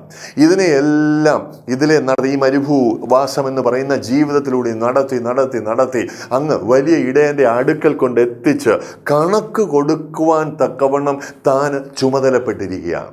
അത് ഈ സഭാ ശുശ്രൂഷകൻ അറിയാം. അതുകൊണ്ട് തന്നെ അദ്ദേഹം പ്രസംഗിക്കുമ്പോൾ അതിനകത്ത് ആകെ മൊത്തം ഒരു വ്യത്യാസമാണ്. കാരണം എന്താ? ഈ സഭാ ശുശ്രൂഷകനെ സംബന്ധിച്ചിടത്തോളം സുഖിപ്പിച്ചും രസിപ്പിച്ചും ഇരുത്തിയാൽ മാത്രം പോരാ. അദ്ദേഹത്തിന് തെറ്റുകൾ ചൂണ്ടിക്കാണിക്കേണ്ടി വരും. അദ്ദേഹത്തിന് അടുത്ത സ്റ്റെപ്പിലേക്ക് ആളുകളെ കൊണ്ടുപോകുവാൻ തക്കവണ്ണം പ്രബോധനം പറയേണ്ടി വരും. ഒരാൾക്ക് മുമ്പിലിരിക്കുന്ന ഒരു വിശ്വാസിക്ക് വേണ്ടി പ്ലാൻ ചെയ്യേണ്ടി വരും. അദ്ദേഹത്തിന് വേണ്ടി കണ്ണുനീരോടെ പ്രാർത്ഥിക്കേണ്ടി വരും. ഇതെല്ലാം ചെയ്യും അദ്ദേഹം കേട്ടോ, ഇതെല്ലാം ചെയ്യും. ഞാൻ ഈ പറയുന്നത് ശരിയായി നിങ്ങളൊന്ന് വിലയിരുത്തി കഴിഞ്ഞാൽ തന്നെ ഈ 3 തരം പ്രസംഗകരുടെയും പ്രസംഗത്തിൽ വെളിപ്പെടാവുന്ന ആ വ്യത്യാസം നിങ്ങൾക്ക് മനസ്സിലാകും. നിശ്ചയമായി നിങ്ങൾക്ക് മനസ്സിലാവുന്ന എൻ്റെ വിചാരം കേട്ടോ. യഥാർത്ഥമായി പറയുകയാണെങ്കിൽ ഒരു സഭാ ശുശ്രൂഷകന് ചുമ്മാ കൈ കിട്ടുന്ന ഒരു വേദശകലം എടുത്ത് അങ്ങ് വീശാനൊക്കത്തില്ല. He has to preach with purpose. മനസ്സിലായോ? ഇന്ന് ജനം ഇതാ ഒരു പോയിന്റ് എയിൽ നിൽക്കുകയാണ്. 2 നാളെ മറ്റന്നാൾ 1 വർഷം കഴിയുമ്പോൾ ജനം ഈ പോയിന്റ് ബിയിൽ ഇവിടെ എത്തണം. അപ്പോൾ ഇത്രയും കാലം കൊണ്ട് ഇവിടെ എത്തണമെന്നുണ്ടെങ്കിൽ ആത്മീക വളർച്ചയുടെ ഒരു പന്ഥാവിൽ, ഭൗമിക ജീവിതത്തിൻ്റെ മറ്റൊരു പന്ഥാവിൽ ഈ ജനത്തെ മുഴുവൻ എത്തിക്കണമെന്നുണ്ടെങ്കിൽ ഇവിടം മുതൽ ഇവിടം വരെ എത്തുവാൻ ഓരോ സ്റ്റെപ്പുകൾ കണ്ടുപിടിച്ച് അത് പ്ലാൻ ചെയ്ത്, ദൈവമേ ഈ സ്റ്റെപ്പുകൾ പറഞ്ഞു കൊടുക്കുന്നത് നിൻ്റെ ഹിതമാണോ, അങ്ങനാണെങ്കിൽ എന്നെ സഹായിക്കണം, എന്നെ അഭിഷേകം ചെയ്യണമെന്ന് പറഞ്ഞ് ദൈവത്തിൻ്റെ കാലയിൽ നിന്ന് കരഞ്ഞ് ദൈവത്തെ കെട്ടിപ്പിടിച്ച് അവനെ ചാരി നിന്ന് പ്രസംഗിച്ച് അങ്ങനെ ഒരു സഭാ ശുശ്രൂഷകന് മുന്നോട്ട് കൊണ്ടുപോകാനൊക്കത്തുള്ളൂ. അതുകൊണ്ട് തന്നെ നമ്മൾ മനസ്സിലാക്കണം, ഒരു കൺവെൻഷൻ ഗ്രൗണ്ടിൽ പോയാൽ കുറേ നല്ല കാര്യങ്ങൾ കിട്ടുമായിരിക്കും. TV കണ്ടുകൊണ്ടിരുന്നാൽ കുറേ നല്ല കാര്യങ്ങൾ കിട്ടുമായിരിക്കും. ഓൺലൈനായിട്ട് കണ്ടാൽ, സഞ്ചാര ശുശ്രൂഷകരുടെ ശുശ്രൂഷകൾ കേട്ടാൽ കുറേ നല്ല കാര്യങ്ങൾ കിട്ടുമായിരിക്കും. പക്ഷെ ഉറപ്പിച്ച് ഞാൻ പറയാം, ഒരു സഭയ്ക്കകത്ത് ചെന്നിരുന്ന് പ്രാർത്ഥിക്കുന്ന, ദൈവം തന്നെ ഏൽപ്പിച്ചിരിക്കുന്ന ചുമതല മനസ്സിലാക്കുന്ന ഒരു ദൈവദാസൻ്റെ കൈക്കീഴ് ഇരുന്ന് അദ്ദേഹത്തിൻ്റെ നാവിലൂടെ ദൈവം സംസാരിക്കുന്ന വചനം കേൾക്കുന്നതിൽ ഒരു വ്യത്യാസമുണ്ട്. ആ വ്യത്യാസം അനുഭവിച്ചാലേ നമുക്ക് മനസ്സിലാക്കാനൊക്കത്തുള്ളൂ. ഇത് നമ്മൾ ഗ്രഹിക്കുവാനിടയാണ്. ഓൺലൈനിൽ TV-യിൽ നമ്മൾ പ്രസംഗം കേൾക്കാം എന്ന് വിചാരിച്ചു കഴിഞ്ഞാൽ അതിനൊരു ചെറിയ കുഴപ്പം ഞാൻ പറഞ്ഞു നേരത്തെ. ഈ പ്രസംഗിക്കുന്ന എല്ലാവരും ഒരുപോലെയുള്ളത് ഞാൻ പറഞ്ഞു. ഒരു കാര്യം കൂടി ഞാൻ നിങ്ങളുടെ ശ്രദ്ധയിൽപ്പെടുത്താം. പ്രസംഗിക്കുന്ന എല്ലാവരുടെയും ഉപദേശവും ഒരുപോലെ അല്ല കേട്ടോ. അല്ല ലോഹയുടെ അച്ഛൻ പ്രസംഗിച്ചാൽ അദ്ദേഹത്തിൻ്റെ ഉപദേശം ഒരു രീതിയാണ്. വെള്ള ധരിച്ച പാസ്റ്റർ പ്രസംഗിച്ചാൽ അദ്ദേഹത്തിൻ്റെ ഉപദേശം ഇത്തിരി വ്യത്യസ്തമാണ്. പാസ്റ്റർമാർ കുറേ പേര് വെള്ള ധരിച്ച് വന്നു നിന്ന് നിങ്ങളോട് പ്രസംഗിച്ചാൽ ഇതിനകത്ത് മീശ വെച്ച എന്നെ പോലത്തെ പാസ്റ്റർമാർ കാണും, മീശ വെക്കാത്ത പാസ്റ്റർമാർ കാണും, താടി വളർത്തിയ മീശയുള്ള പാസ്റ്റർമാർ കാണും കേട്ടോ. ഇതൊന്നുമല്ല എന്ന് പറയുന്ന വേറൊരു തരം പാസ്റ്റർ കാണും. രൂപത്തിൽ മാത്രമല്ല, പക്ഷേ ഇവർക്ക് ഇടയിലെ വ്യത്യാസമുള്ളത്. ഇവരുടെ ഉപദേശത്തിലും വ്യത്യാസം ഉണ്ടാകുവാൻ തക്കവണ്ണം സാധ്യതയുണ്ട്. ഇത് നമ്മൾ ഗ്രഹിക്കുവാൻ തക്കവണ്ണം ഇടയാണ്. കുറേ നാളുകൾക്ക് മുമ്പ് ഒരു ഉദാഹരണം പറയുക, ഈ പറയുന്നവരോടോ പ്ലാറ്റ്ഫോമുകളോടോ എനിക്ക് എതിർപ്പൊന്നും ഉണ്ടായിട്ടല്ല, ഒരു ഉദാഹരണം പറയുകയാണ്. യഥാർത്ഥത്തിൽ ഗോഡ് TV എന്ന് പറയുന്നൊരു പ്ലാറ്റ്ഫോം ഒരു പ്രോഗ്രാം നടത്തുവാൻ തക്കവണ്ണം ഇടയായി. എന്തായിരുന്നു പ്രോഗ്രാം എന്നറിയാമോ? അപ്പോകാലിപ്സിസ് ആൻഡ് ദി എൻഡ് ടൈംസ് എന്ന് പറയുന്ന ഒരു പ്രോഗ്രാമാണ്. ഒരാഴ്ച നീണ്ടു നിൽക്കുന്ന ഒരു പ്രോഗ്രാമായിരുന്നു ഇത്. ഈ പ്രോഗ്രാമിലുണ്ടല്ലോ, ഓരോ രാത്രിയിലും പാണ്ഡിത്യമുള്ള ഓരോ ദൈവദാസന്മാർ പ്രസംഗിക്കും. വിഷയം എന്താണ്? അന്ത്യകാല സംഭവങ്ങൾ, ഉൾപ്രാപണം, മഹോപദ്രവകാലം, കർത്താവായ യേശുക്രിസ്തുവിന്റെ രണ്ടാമത്തെ വരവ്, ഇതൊക്കെയാണ് ചർച്ച ചെയ്യപ്പെടുവാൻ തക്കണം ഇടയാകുന്നത്. അപ്പോൾ നമ്മൾ മനസ്സിലാക്കേണ്ട സത്യം എന്താണെന്ന് അറിയാമോ? ഈ ദൈവദാസന്മാരൊക്കെ ഈ വിഷയങ്ങൾ ചർച്ച ചെയ്യുവാൻ തക്കണം ഇടയാകുമ്പോൾ തിയോളജിക്കലി എന്ന് പറഞ്ഞാൽ ദൈവശാസ്ത്രപരമായി പല ദൈവദാസന്മാർക്ക് പല അഭിപ്രായങ്ങളുണ്ട് ഈ മഹോപദ്രവം, ഉൾപ്രാവണം, റാപ്ചർ എന്നൊക്കെ പറയുന്ന കാര്യങ്ങളെ സംബന്ധിച്ച്. ബേസിക് ടീച്ചിങ് ഞാൻ ഇങ്ങനെ പറയാം. ചിലർ പറയും മഹോപദ്രവം വരുന്നതിന് മുമ്പ് സഭ ഉൾപ്രാവണത്താൽ ഈ ഭൂമിയിൽ നിന്ന് എടുക്കപ്പെടുമെന്ന്. വേറെ ചിലർ പറയും ഇല്ല, മഹോപദ്രവത്തിൻ്റെ മധ്യഭാഗത്തെത്തുമ്പോൾ 3.5 വർഷത്തെ ഉപദ്രവകാലത്തിന് ശേഷമാണ് സഭ ഉൾപ്രാപണത്താൽ മാറ്റപ്പെടുവാൻ പോകുന്നത്. വേറെ ചിലർ പറയും അല്ല, മഹോപദ്രവകാലം മുഴുവൻ സഭ ഭൂമിയിൽ കാണും, അത് കഴിഞ്ഞിട്ടാണ് എടുക്കപ്പെടുവാൻ പോകുന്നത്. The pre tribulation, mid tribulation or post tribulation views of the rapture. ഇതാണ് ഞാൻ ഈ പറയുന്ന തിയോളജിക്കൽ സ്റ്റാൻഡ്. ഈ പ്രോഗ്രാമിനെ കുറിച്ച് ഞാൻ പറയുന്നത് എന്താണെന്ന് അറിയാമോ? പാണ്ഡിത്യമുള്ള അറിയപ്പെട്ട 7 ദൈവദാസന്മാർ ഈ വിഷയങ്ങൾ ചർച്ച ചെയ്യുവാനിരുന്നുവെങ്കിലും തിങ്കളാഴ്ച വന്ന ദൈവദാസൻ പറഞ്ഞു സഭ ഉൾപ്രാവണത്താൽ മാറ്റപ്പെടുന്നത് ഈ മഹോപദ്രവത്തിന് മുമ്പായിരിക്കും. രണ്ടാമത്തെ ദിവസം വന്നയാൾ പറഞ്ഞു അല്ല, ഈ മഹോപദ്രവത്തിൻ്റെ മധ്യഭാഗത്തിലായിരിക്കും. മൂന്നാമത്തെ വന്ന ദൈവദാസൻ ആദ്യം വന്ന ദൈവദാസനോട് യോജിപ്പുള്ളതാനായി തെളിയിച്ചു. നാലാമത് വന്ന ദൈവദാസൻ പറഞ്ഞു ഇതൊന്നും സത്യമല്ല, മഹോപദ്രവത്തിൻ്റെ അപ്പുറം എല്ലാം കഴിയുമ്പോഴാണ് സഭ എടുക്കപ്പെടുവാൻ പോകുന്നത്. 5-6 ദിവസം കേട്ടവന് ഒന്നും മനസ്സിലായില്ല. 7-ാം ദിവസമായപ്പോൾ പലരും പറഞ്ഞു ഉൾപ്രാപണം ഉണ്ടോയെന്ന് തന്നെ നമുക്ക് അറിയത്തില്ല എന്ന്. ആകപ്പാടെ ഉപദേശത്തിൻ്റെ ഒരു അവിയലാണ് ഇവർ വിളമ്പുവാൻ തക്കൊണ്ടമിടയായത്. ഉൾപ്രാവണവും മഹോപദ്രവവും മാത്രമാണോ ഈ പ്രശ്നം? അല്ല, അല്ല. ഞാൻ പറയട്ടെ, ഇന്നത്തെ ഈ കാലത്ത് കൊറോണ വൈറസ് ദൈവത്തിൻ്റെ ന്യായവിധിയാണെന്ന് പറയുന്നവരുണ്ട്, സഭയുടെ പാപം നിമിത്തമാണെന്ന് പറയുന്നവരുണ്ട്, ജാതികളാണ് പ്രശ്നമുണ്ടാക്കിയതെന്ന് പറയുന്നവരുണ്ട്. ഇതിനെക്കുറിച്ച് പ്രവചിച്ചു 2000-ൽ, 2002-ൽ, 2004-ൽ, 2014 എന്നൊക്കെ പറയുന്നവരുണ്ട്. എന്തുവാ സത്യം? നമ്മൾ വിവേചിച്ചാലേ പറ്റത്തുള്ളൂ. വിവേചിക്കണമെങ്കിൽ വചനത്തിൻ്റെ അളവുകോൽ എന്താണെന്ന് നമ്മൾ മനസ്സിലാക്കണം. അത് പഠിക്കുന്നത് എവിടെയാണെന്നറിയാമോ? സഭ എന്ന് പറയുന്ന സ്കൂളിലാണ്. ഒരു നല്ല ദൈവദാസൻ്റെ കൈക്കീഴ് ഇരുന്ന് തന്നെ താൻ താഴ്ത്തി സാമാന്യ ബുദ്ധിയോടെ ദൈവവചനം വായിച്ച് ഒത്തിരി പ്രാർത്ഥിച്ച് കുറേ കാലമെടുത്താണ് ഇത് പഠിക്കുവാൻ തക്കണിവിടെയാണ്. സഭയെ പോയില്ലെങ്കിൽ ഈ വിവേചനം പ്രാപിക്കാൻ എളുപ്പമാകുകയില്ല. കേൾക്കുന്നതെല്ലാം കുറ്റി അങ്ങ് വിഴുങ്ങരുത് കേട്ടോ. വിഴുങ്ങിയാൽ നാളെ എത്തേണ്ടിടത്ത് ആയിരിക്കണമെന്നില്ല നീ എത്തി പറ്റുന്നത്. പലരും ചോദിക്കും ഉപദേശത്തിൽ ഇങ്ങനെ പിടിച്ചു നിൽക്കേണ്ടെന്ന് ആവശ്യം എന്താണ്? ഇത്തിരി അങ്ങോട്ടോ ഇങ്ങോട്ടോ പോയാൽ എന്താ കുഴപ്പം? ചിലത് പറയുവാൻ തക്കണം ഇടയാവും. എൻ്റെ സഭയിലുള്ള എൻ്റെ സഹോദരങ്ങളോട് കേട്ടോ ഞാൻ പറയുന്ന ഒരു ഉദാഹരണമുണ്ട്, താങ്കളോടും കൂടി ഞാനൊന്ന് പങ്കുവയ്ക്കുവാൻ ആഗ്രഹിക്കുകയാണ്. കൊച്ചിയിലെ സ്കൂളിൽ പോകുന്ന സമയത്തുണ്ടല്ലോ ഒരു പ്രത്യേക ഇൻസ്ട്രുമെൻറ്റ് ബോക്സ് നമ്മൾ കൊണ്ടുപോകും. ഈ ഇൻസ്ട്രുമെൻറ്റ് ബോക്സിനകത്ത് ഡിവൈഡർ, ഒരു കോമ്പസ് ഒക്കെ ഉള്ളതുപോലെ 2 സെറ്റ് സ്ക്വയർ ഉണ്ടാകും. 3 ഒരു പ്രൊട്രാക്ടർ എന്ന് പറയുന്ന ഒരു കാര്യമുണ്ട്, ഒരു സെമി സർക്കുലർ സാധനം കേട്ടോ, നിങ്ങൾക്ക് ഓർമ്മയുണ്ടായിരിക്കുമല്ലോ. ആ പ്രൊട്രാക്ടറിൻ്റെ ആ കണ്ണാടിയിൽ ഇങ്ങനെ ആംഗിൾസ് മാർക്ക് ചെയ്തിട്ടുണ്ട്. ഇങ്ങനെ താഴെ ഒരു വര കാണും, അതിൻ്റെ ബേസ് ലൈനാണ്.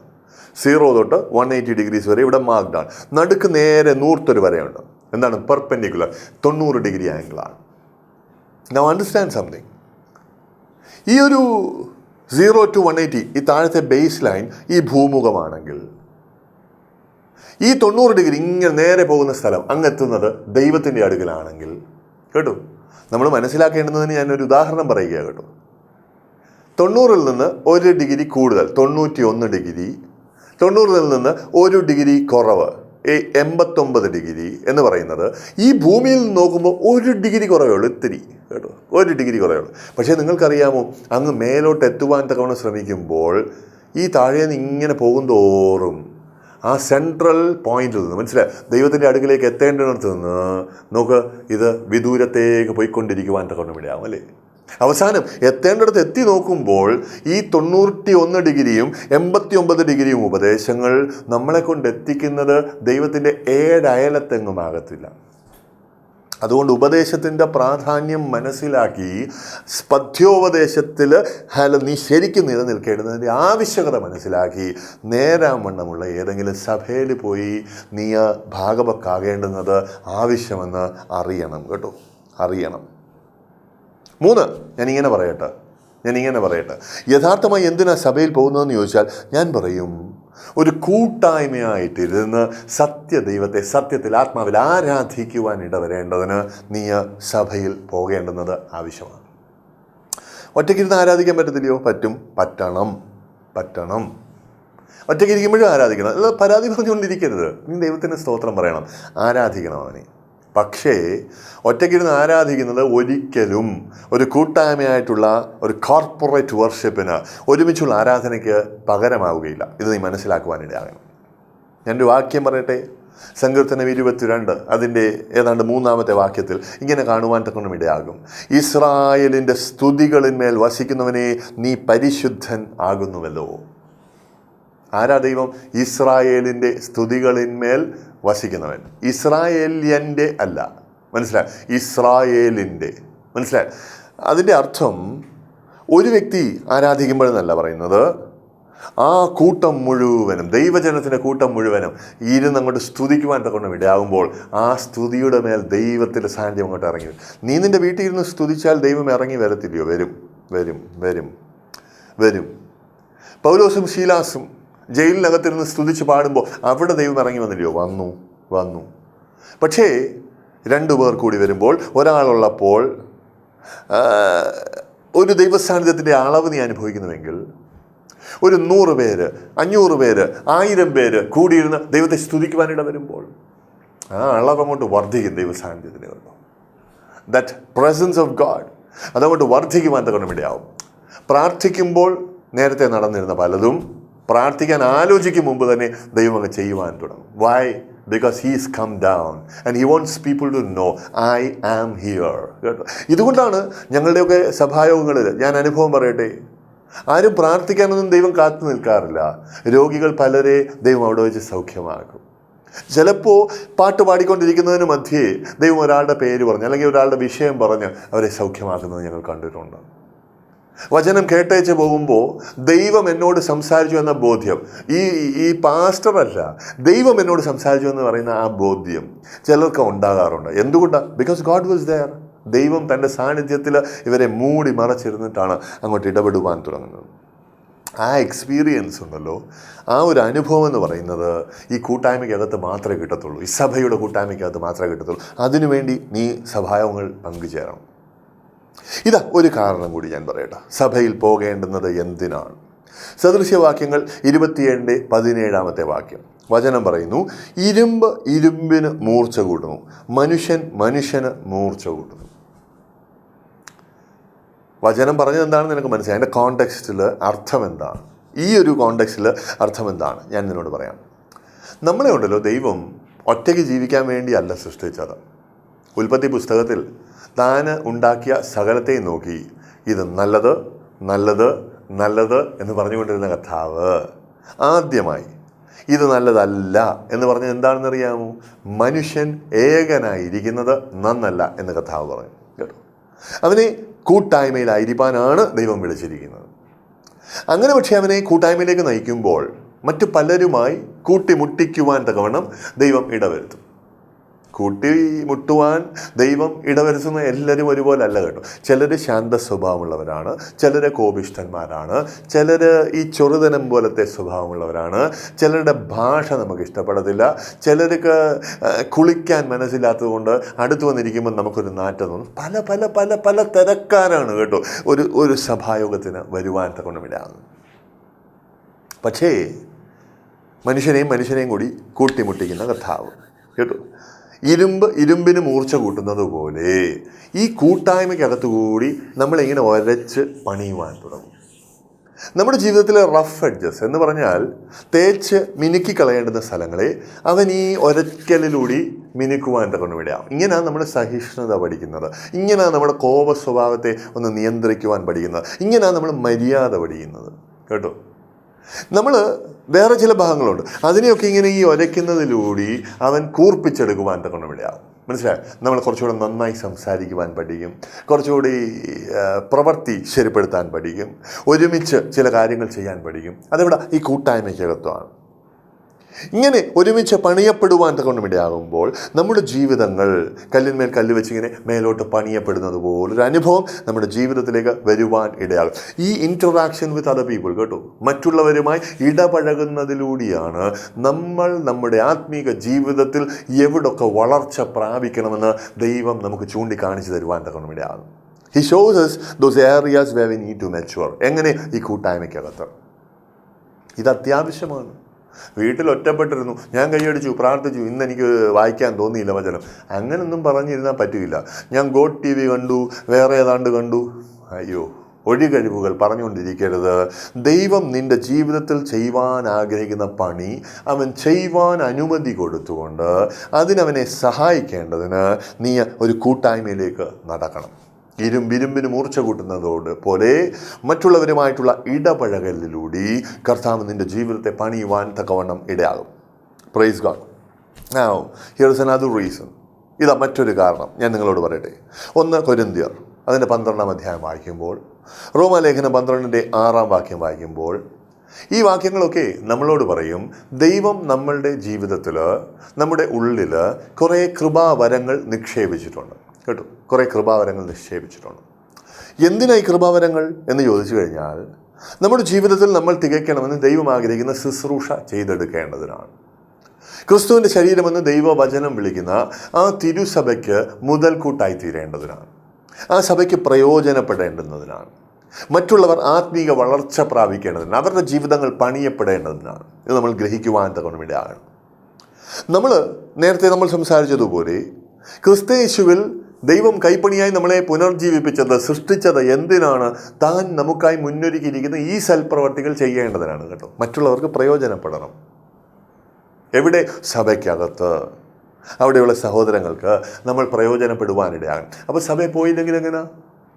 ഈ കൃപാവരങ്ങൾ നന്നായി നമ്മൾ എക്സർസൈസ് ചെയ്ത്, കേട്ടോ, എല്ലാ കൃപാവരങ്ങളും, പ്രവചനം, രോഗശാന്തിവരം, അത്ഭുത വീര്യപ്രവർത്തികൾ ചെയ്യാനുള്ള ആ വരം, അതുമാത്രമല്ല കൃപാവരം, കേട്ടോ. ഒരു വ്യക്തി ഒരു ദുഃഖത്തിലാണ്, ഒരു കഷ്ടത്തിലാണ്, അയാളുടെ പ്രയാസം പറയാൻ ഒരിടം അയാൾ തേടുകയാണ്. ക്ഷമയോടിരുന്ന് എല്ലാവർക്കും കേൾക്കാനൊക്കത്തില്ല. നിനക്കതിന് കഴിയുമോ? അത് നിൻ്റെ വരമാണ്, അത് നീ മനസ്സിലാക്കണം. സഭയിൽ പോകാതെ എങ്ങനെ ഈ വരം പ്രയോജനപ്പെടുത്തുന്നത്? ചിലപ്പോൾ നിനക്കുള്ള വരം എന്ന് പറഞ്ഞാൽ കൊച്ചു പിള്ളേരെ പഠിപ്പിക്കാനായിരിക്കും. പള്ളിക്കകത്ത് പാവപ്പെട്ട ഒരാൾ, അയാളുടെ 2 കൊച്ചു പിള്ളേർ, അവർക്ക് ഹിന്ദി പഠിച്ചിട്ട് മനസ്സിലാകുന്നില്ല, കണക്ക് പഠിച്ചിട്ട് മനസ്സിലാകുന്നില്ല. പക്ഷെ നിനക്ക് പഠിപ്പിക്കാനൊരു വരമുണ്ട്, കേട്ടോ. ആ വരം എക്സർസൈസ് ചെയ്യാൻ ഏറ്റവും നല്ല മാർഗം എന്താണ്? നിനക്ക് ആവശ്യത്തിന് പൈസ ഉണ്ടെങ്കിൽ പൈസ പോലും വാങ്ങിക്കാതെ ആ പാവപ്പെട്ട 2 പിള്ളേരെ ഒന്ന് പഠിപ്പിക്കരുതോ? നിനക്ക് ദൈവം മഹത്വം എടുക്കും. നീ ചെയ്യുന്ന ഈ ഉപകാര നിമിത്തം ആ കുടുംബം ദൈവത്തിന് 1 കോടി സ്തോത്രം പറയുവാൻ തക്കവണ്ണമിടയാകും. ആ പിള്ളേർ ജയിച്ചു വരുമ്പോൾ നിനക്ക് തന്നെ സന്തോഷമായിരിക്കും. ഇങ്ങനെ സഭയുടെ ആ ചലനം, കേട്ടോ, ഇങ്ങനെ സഭയുടെ ആ ചലനം, ഇത് നീ ഗ്രഹിക്കുവാൻ തക്കവണ്ണം ഇടയാകണം.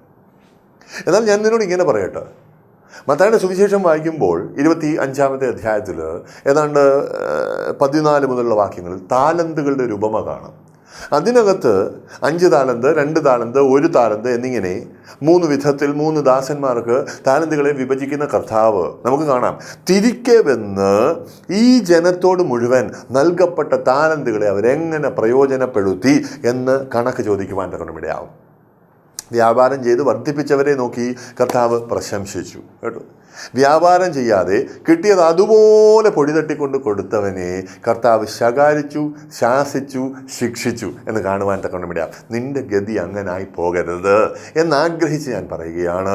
സഭയ്ക്കുള്ളിൽ സഭാവാസികളായ സഹവിശ്വാസികൾക്ക് പ്രയോജനപ്പെടേണ്ടതിന് നിന്നിൽ ദൈവം നിക്ഷേപിച്ചിരിക്കുന്ന കുറേ താലന്തുകളുണ്ട്, വരങ്ങളുണ്ട്. അത് സഭയിൽ പോയി പ്രയോജനപ്പെടുത്തുക, മറ്റുള്ളവരുടെ ജീവിതങ്ങളിൽ പ്രയോജനപ്പെടേണ്ടതിന് ഇടവരുത്തുക. അങ്ങനെ ദൈവത്തിന് മഹത്വം കൊടുക്കുക. ഇത് അത്യാവശ്യമാണ്. ഇതാ മറ്റൊരു കാര്യം. ഫിലിപ്പി ലേഖനത്തിൽ നിന്ന് ഞാൻ വായിക്കുകയാണ്. ഫിലിപ്പി ലേഖനം അതിൻ്റെ 1-ാമത്തെ അധ്യായം 3 മുതൽ 7 വരെ വാക്യങ്ങളാണ്. വായിച്ചു കേൾപ്പിക്കാം. ഞാൻ നിങ്ങളെ ഓർക്കുമ്പോൾ ഒക്കെയും, പൗലോസ് അപ്പോസ്തലൻ പറയുകയാണ്, ഫിലിപ്പിയ സഭയെക്കുറിച്ച് പറയാം, ഞാൻ നിങ്ങളെ ഓർക്കുമ്പോൾ ഒക്കെയും എൻ്റെ ദൈവത്തിന് സ്തോത്രം ചെയ്യുന്നു. ഞാൻ നിങ്ങൾക്കെല്ലാവർക്കും വേണ്ടി കഴിക്കുന്ന സകല പ്രാർത്ഥനയിലും എപ്പോഴും സന്തോഷത്തോടെ പ്രാർത്ഥിക്കുന്നു.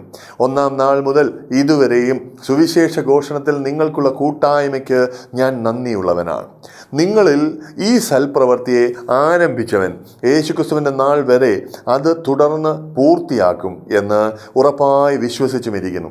കൃപയിൽ എനിക്ക് കൂട്ടാളികളായിരിക്കുന്ന നിങ്ങളെയൊക്കെയും എൻ്റെ ബന്ധനങ്ങളിലും സുവിശേഷത്തിൻ്റെ പ്രതിവാദത്തിലും സ്ഥിരീകരണത്തിലും ഞാൻ എൻ്റെ ഹൃദയത്തിൽ വഹിച്ചിരിക്കൊണ്ട് അങ്ങനെ നിങ്ങളെ എല്ലാവരെയും കുറിച്ച് വിചാരിക്കുന്നത് എനിക്ക് ന്യായമല്ലോ. എന്താ ഈ വാക്യങ്ങളുടെ അർത്ഥം നമ്മൾ മനസ്സിലാക്കണം. പൗലോസ് അപ്പോസ്തലൻ ഒരു സഭാ ശുശ്രൂഷകൻ്റെ സഭാസ്ഥാപകൻ്റെ സ്ഥാനത്ത് നിന്നുകൊണ്ട് പറയുകയാണ്, എൻ്റെ മേൽ ദൈവം ഒരു നിയോഗം നൽകി തരുവാനിടയായി. എന്താണ്? പോയി സുവിശേഷം അറിയിക്കണം, കുറേ പേരെ രക്ഷയിലേക്ക് നടത്തണം, അവരെ ഒരു സഭയായി കൂട്ടിച്ചേർക്കുവാൻ ദൈവകരങ്ങളിൽ പ്രയോജനപ്പെടണം. അങ്ങനെ കൂടി വരുന്ന സഭയെ ഉപദേശിച്ച് ആത്മീകമായി വളർത്തി കർത്താവ് ആഗ്രഹിക്കുന്ന ഒരു പരുവത്തിന് കൊണ്ടുവരണം.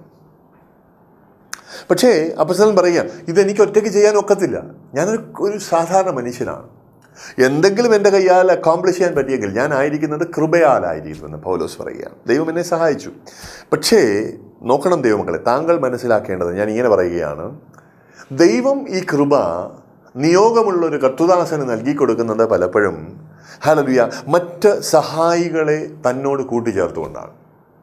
ഇപ്പം എനിക്ക് ദൈവം ഒരു വിളി തന്നു, ആ വിളിക്ക് ഒരു നിയോഗമുണ്ട്. ആ നിയോഗം നിവർത്തിക്കുവാൻ തക്കവണ്ണം ഒത്തിരി നല്ല സഹശുശ്രൂഷകരെ ദൈവം എനിക്ക് നൽകി തരുവാൻ തക്കണം ഇടയായിട്ടു. എൻ്റെ കൂടോടാൻ, എനിക്ക് ഒരു തളർച്ചയുള്ളപ്പോൾ എന്നെ മാറ്റി നിർത്തി പ്രസംഗിക്കാൻ വേണ്ടി മാത്രമല്ല, എനിക്ക് ദാഹിക്കും വെച്ച് വെള്ളം എടുത്തു തരാൻ ആളുകളെ ദൈവം തന്നു. എനിക്ക് ഇപ്പം ഒരു പ്രസംഗിക്കാൻ ഒരു വേദി ഉണ്ടാകേണ്ടതിന് ചിലവുണ്ട്. ആ ചിലവുകളിൽ കൂട്ടായ്മ കാണിക്കുവാൻ ചിലരെ ദൈവം നൽകി തരുവാൻ തക്കണം ഇടയായി കേട്ടോ. എനിക്ക് വേണ്ടി നോട്ടീസ് അച്ചടിക്കാൻ ഞാൻ ഇതുവരെ പോയിട്ടില്ല. പക്ഷേ നോട്ടീസ് അച്ചടിക്കണമെങ്കിൽ അച്ചടിച്ച് തരുവാൻ, ഒരു ട്രാക്റ്റ് കൊടുക്കാൻ ട്രാക്റ്റ് അച്ചടിച്ച് തരുവാൻ എനിക്ക് ദൈവം ആളുകളെ തന്നു. ഇവരെല്ലാവരും കൂടി സഹകരിക്കുന്നതുകൊണ്ടാണ് എനിക്ക് മുൻനിരയിൽ നിന്ന് കർത്താവിന് വേണ്ടി ഒരു നല്ല ഭടനായിരിക്കാൻ കഴിയുന്നത്. ഇത് നിങ്ങൾ മനസ്സിലാക്കണം. ഇതുപോലെയാണ് പൗലോസ് ഈ ജനത്തെ നോക്കി പറയുന്നത്, നിങ്ങൾ ഈ സുവിശേഷ ഘോഷണത്തിൻ്റെ ചുമതലയിൽ കേട്ടോ, in the preaching of the gospel നിങ്ങൾ എന്നെ സഹായിച്ചു. അതുകൊണ്ട് നൽകപ്പെടുന്ന ആ പ്രതിഫലമുണ്ടല്ലോ, അതെനിക്ക് മാത്രം അവകാശപ്പെട്ടതല്ല, നമുക്കെല്ലാവർക്കും അവകാശപ്പെട്ടതാണ്. എൻ്റെ നിയോഗം നിവർത്തിപ്പാൻ നിങ്ങൾ എന്നെ സഹായിച്ചതിന് ഞാൻ നന്ദിയുള്ളവനാണ്. അതുകൊണ്ട് കരഞ്ഞുകൊണ്ടല്ല, അയ്യോ കർത്താവേ നീ ഇവന്മാരെയാണല്ലോ എനിക്ക് എന്ന് പറഞ്ഞുകൊണ്ടല്ല, നിങ്ങളെയൊക്കെ ഓർക്കുമ്പോൾ എനിക്ക് സന്തോഷത്തോടെ അങ്ങ് പ്രാർത്ഥിക്കാൻ തോന്നും നിങ്ങൾക്ക് വേണ്ടി അവൻ പറയുകയാണ്. എന്നിട്ട് ഇതിനകത്ത് അവൻ വ്യക്തമാക്കുന്ന കാര്യം എന്താണെന്നറിയാമോ? എനിക്ക് നിങ്ങളെക്കുറിച്ച് ഓർക്കുമ്പോൾ സന്തോഷമുണ്ടാകുന്നത് ന്യായമാണ്. I am encouraged by what you have done for me അവൻ പറയുകയാണ്.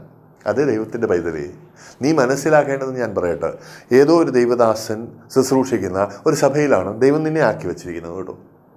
അവിടെ ചെന്ന് ആ ദൈവദാസൻ്റെ നിയോഗത്തിന് ഒരു കൈത്താങ്ങ് നൽകുവാൻ തക്കവണ്ണം ദൈവം നിന്നെ വിളിച്ചിരിക്കുകയാണ്.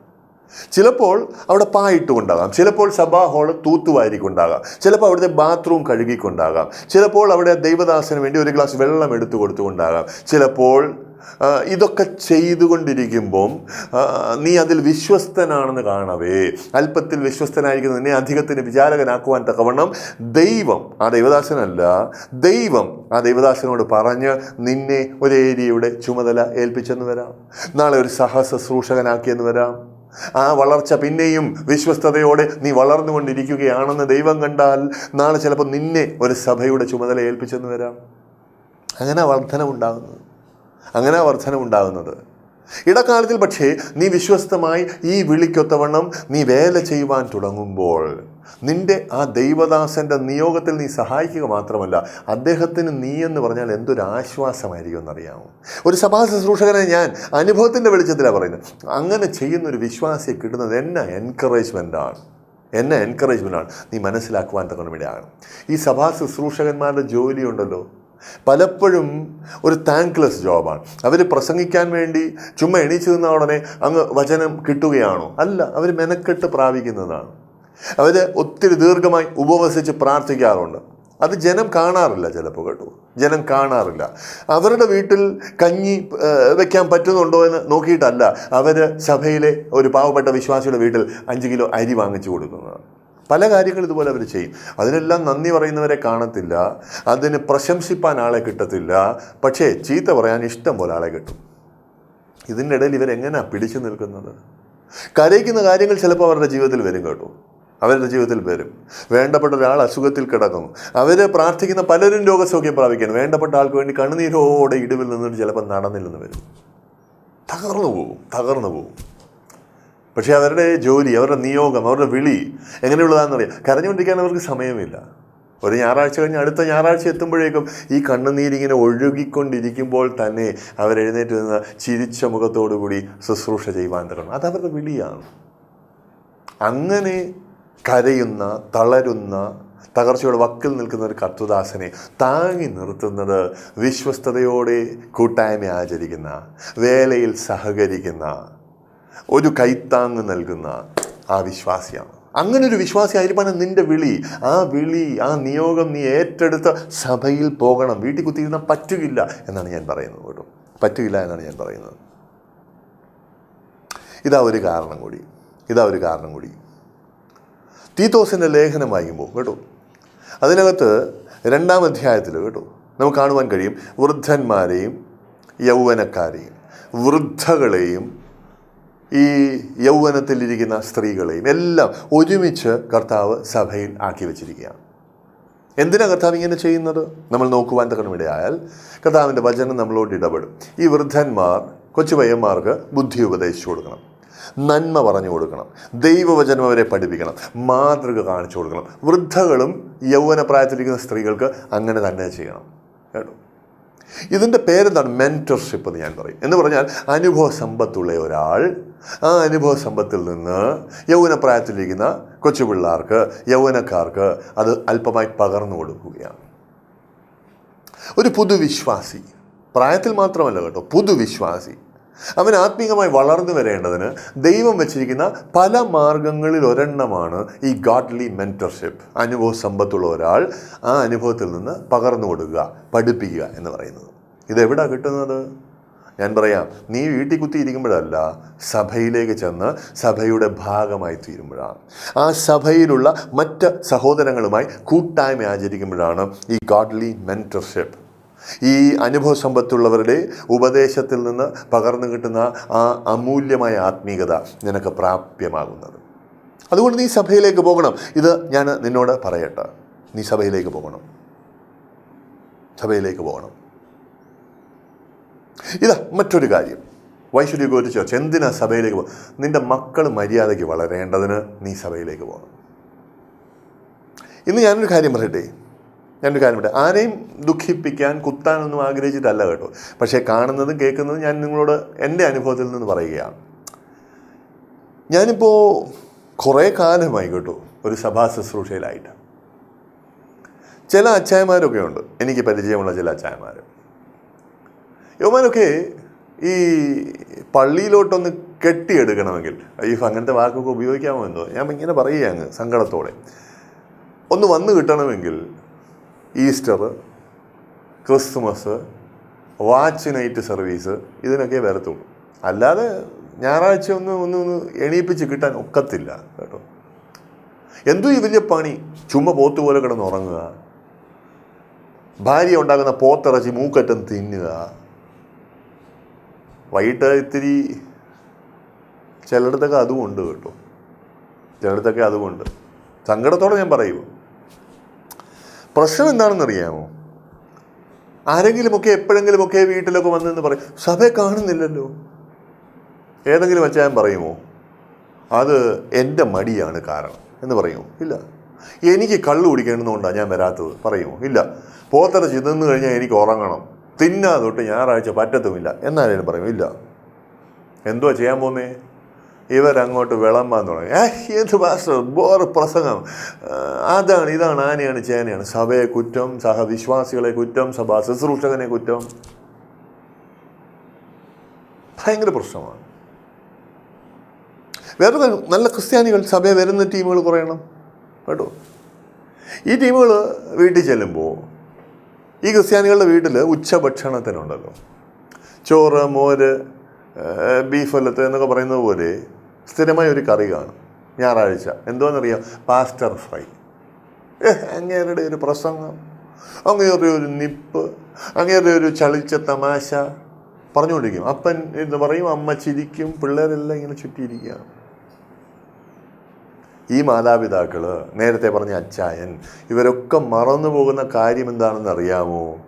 ഇവരെ കണ്ടും കേട്ടും ഇവരെ കണ്ടും കേട്ടും ഒരു മകൻ, ഒരു മകൾ, ചിലപ്പോൾ 2-ൽ കൂടുതൽ പിള്ളേർ ഒക്കെ വീട്ടിൽ കാണും.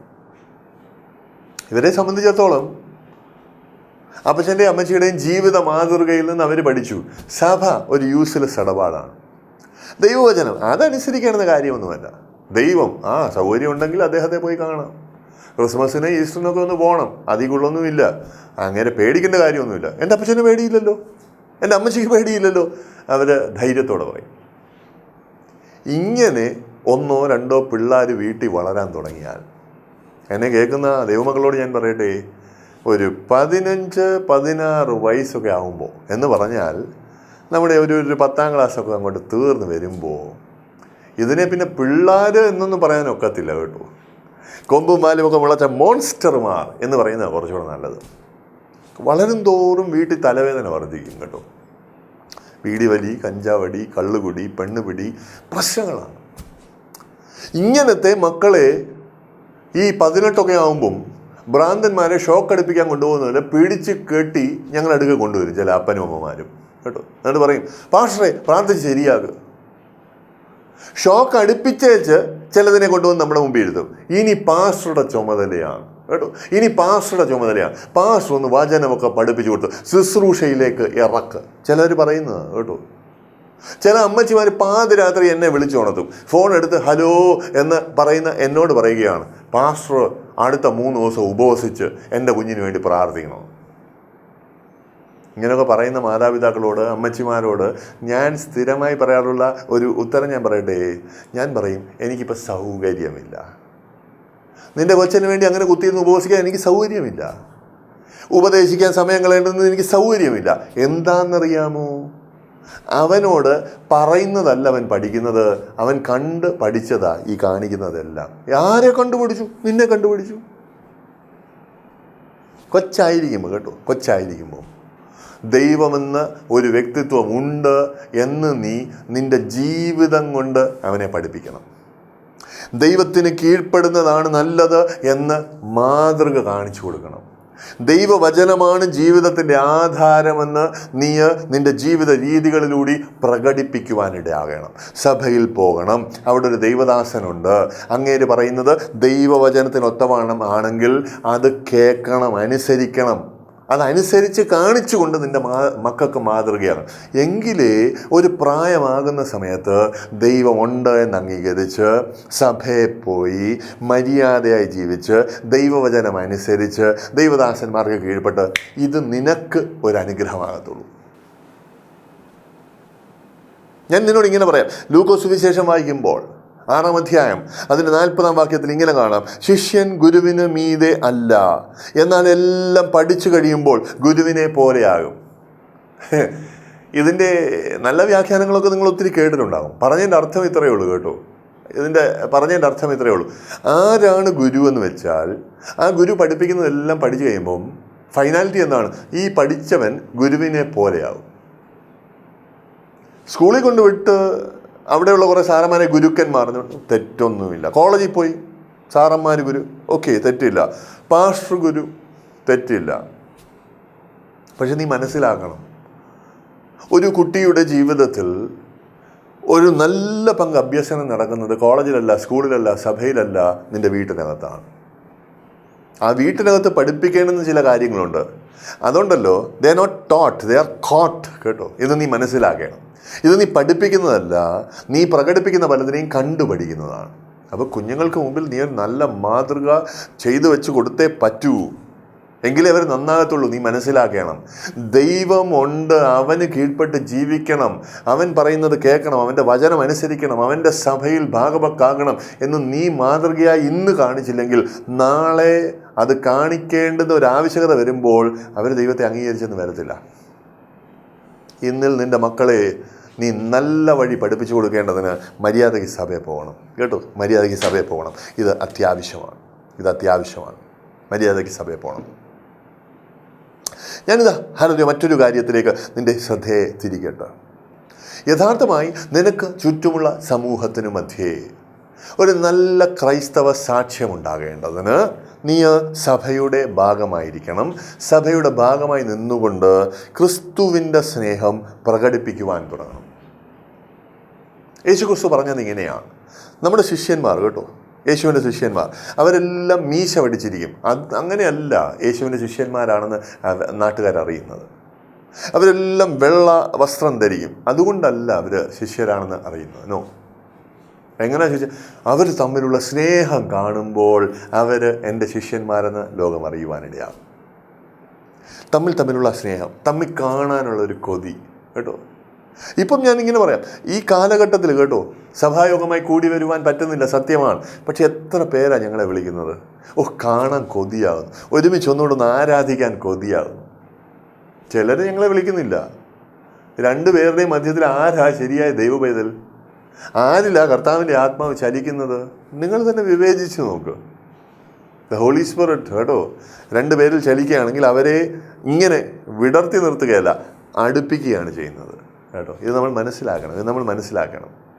ആ സ്നേഹം കാണുമ്പോൾ തമ്മിൽ കുറവുകൾ വെളിപ്പെടുന്ന സമയത്ത് കുത്തിക്കൊല്ലാൻ നിൽക്കുകയല്ല, അത് ക്ഷമിക്കാൻ വ്യഗ്രത കാണിക്കുന്നത് കാണുമ്പോൾ യഥാർത്ഥമായി ശരിക്കും ഈ പട്ടണത്തിലുള്ള ഒരു സമൂഹത്തിന് മധ്യേ ക്രൈസ്തവ സമൂഹങ്ങൾ ഒത്തുകൂടി നിൽക്കുമ്പോൾ അവരുടെ ഇടയിലുള്ള ആ സന്തോഷം കേട്ടോ, പ്രശ്നങ്ങളൊക്കെ ഉണ്ട്, എന്നാലും ആ സന്തോഷം, അവരനുഭവിക്കുന്ന സർവ്വബുദ്ധിയും കവിയുന്ന ദൈവിക സമാധാനം, ഇതൊക്കെ കാണുമ്പോഴാണ് ക്രിസ്തീയ ജീവിതത്തിൻ്റെ ഒരു ജീവിക്കുന്ന സാക്ഷിയായി ഓരോ വിശ്വാസിയും മാറുന്നത്. ഇത് കാണുമ്പോഴാണ് പുറത്തു നിൽക്കുന്ന അസമാധാനം അനുഭവിക്കുന്നവന്, സ്നേഹമില്ലായ്മ അനുഭവിക്കുന്നവന് ഇതിനകത്തേക്ക് ഓടി വരണമെന്ന് ചിന്ത ഉണ്ടാകുന്നത്.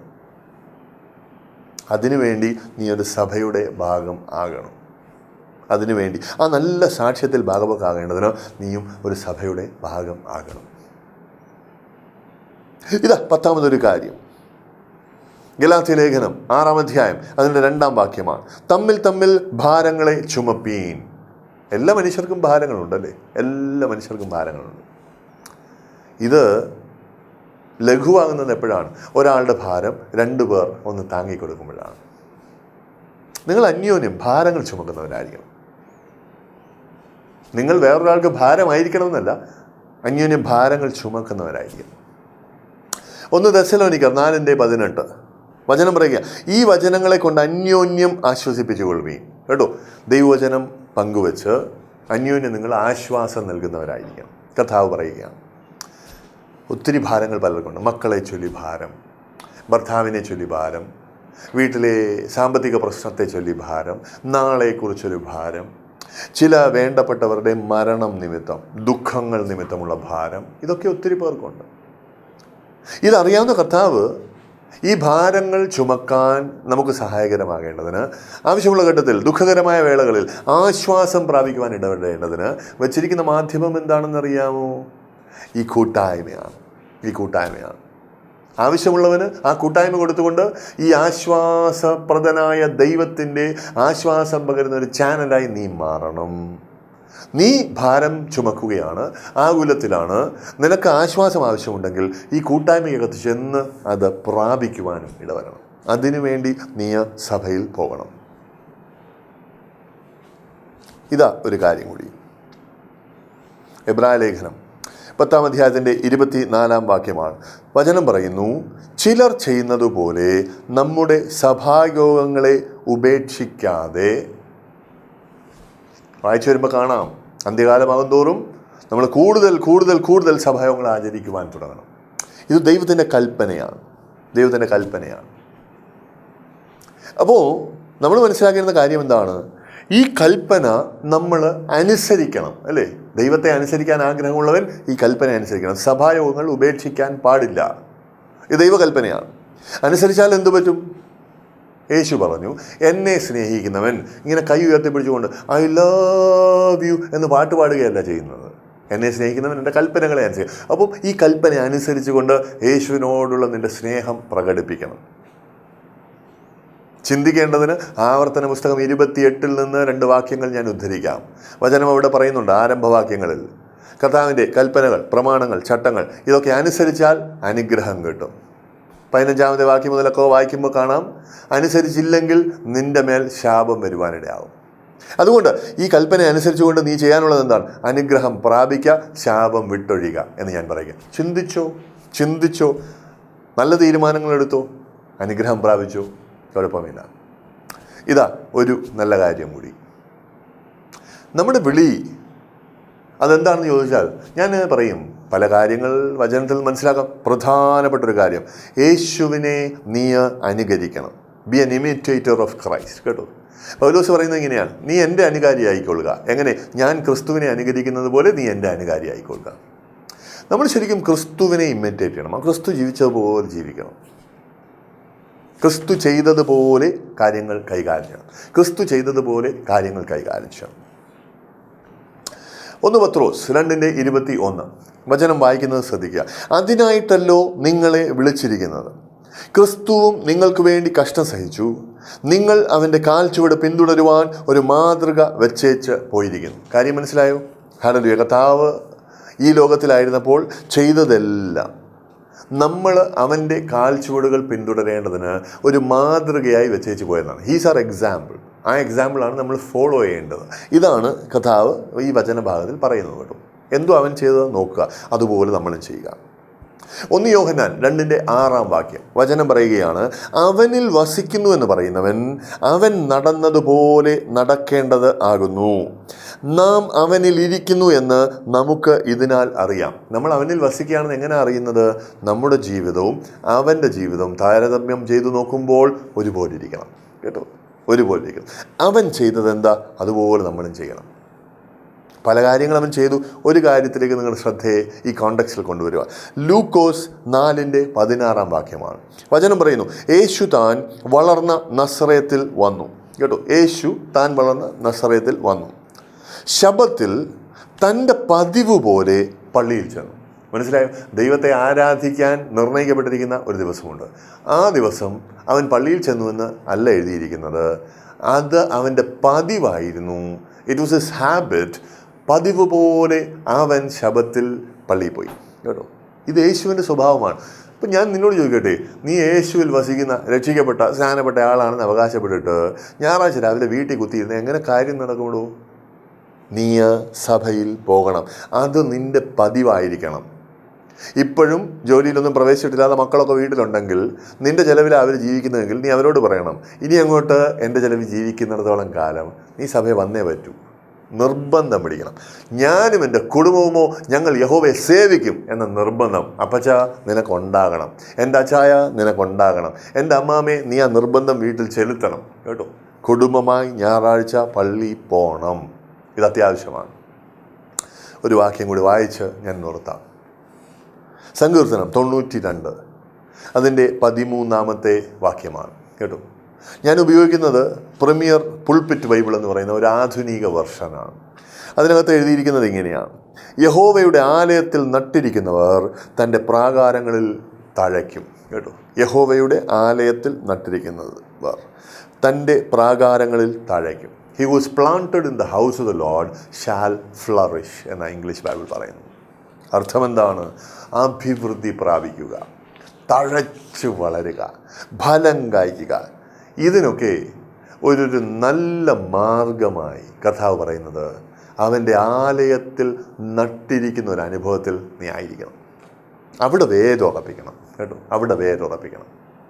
ഇടയ്ക്കിടയ്ക്ക് ഇവിടുത്തെ വേരും പറിച്ച് വല്ലയിടത്തും പോയി സ്വയം നടാനൊന്നും ശ്രമിക്കരുത്. ദൈവം എവിടെ നട്ടത് അവിടെ അങ്ങ് വേരുറപ്പിക്കണം.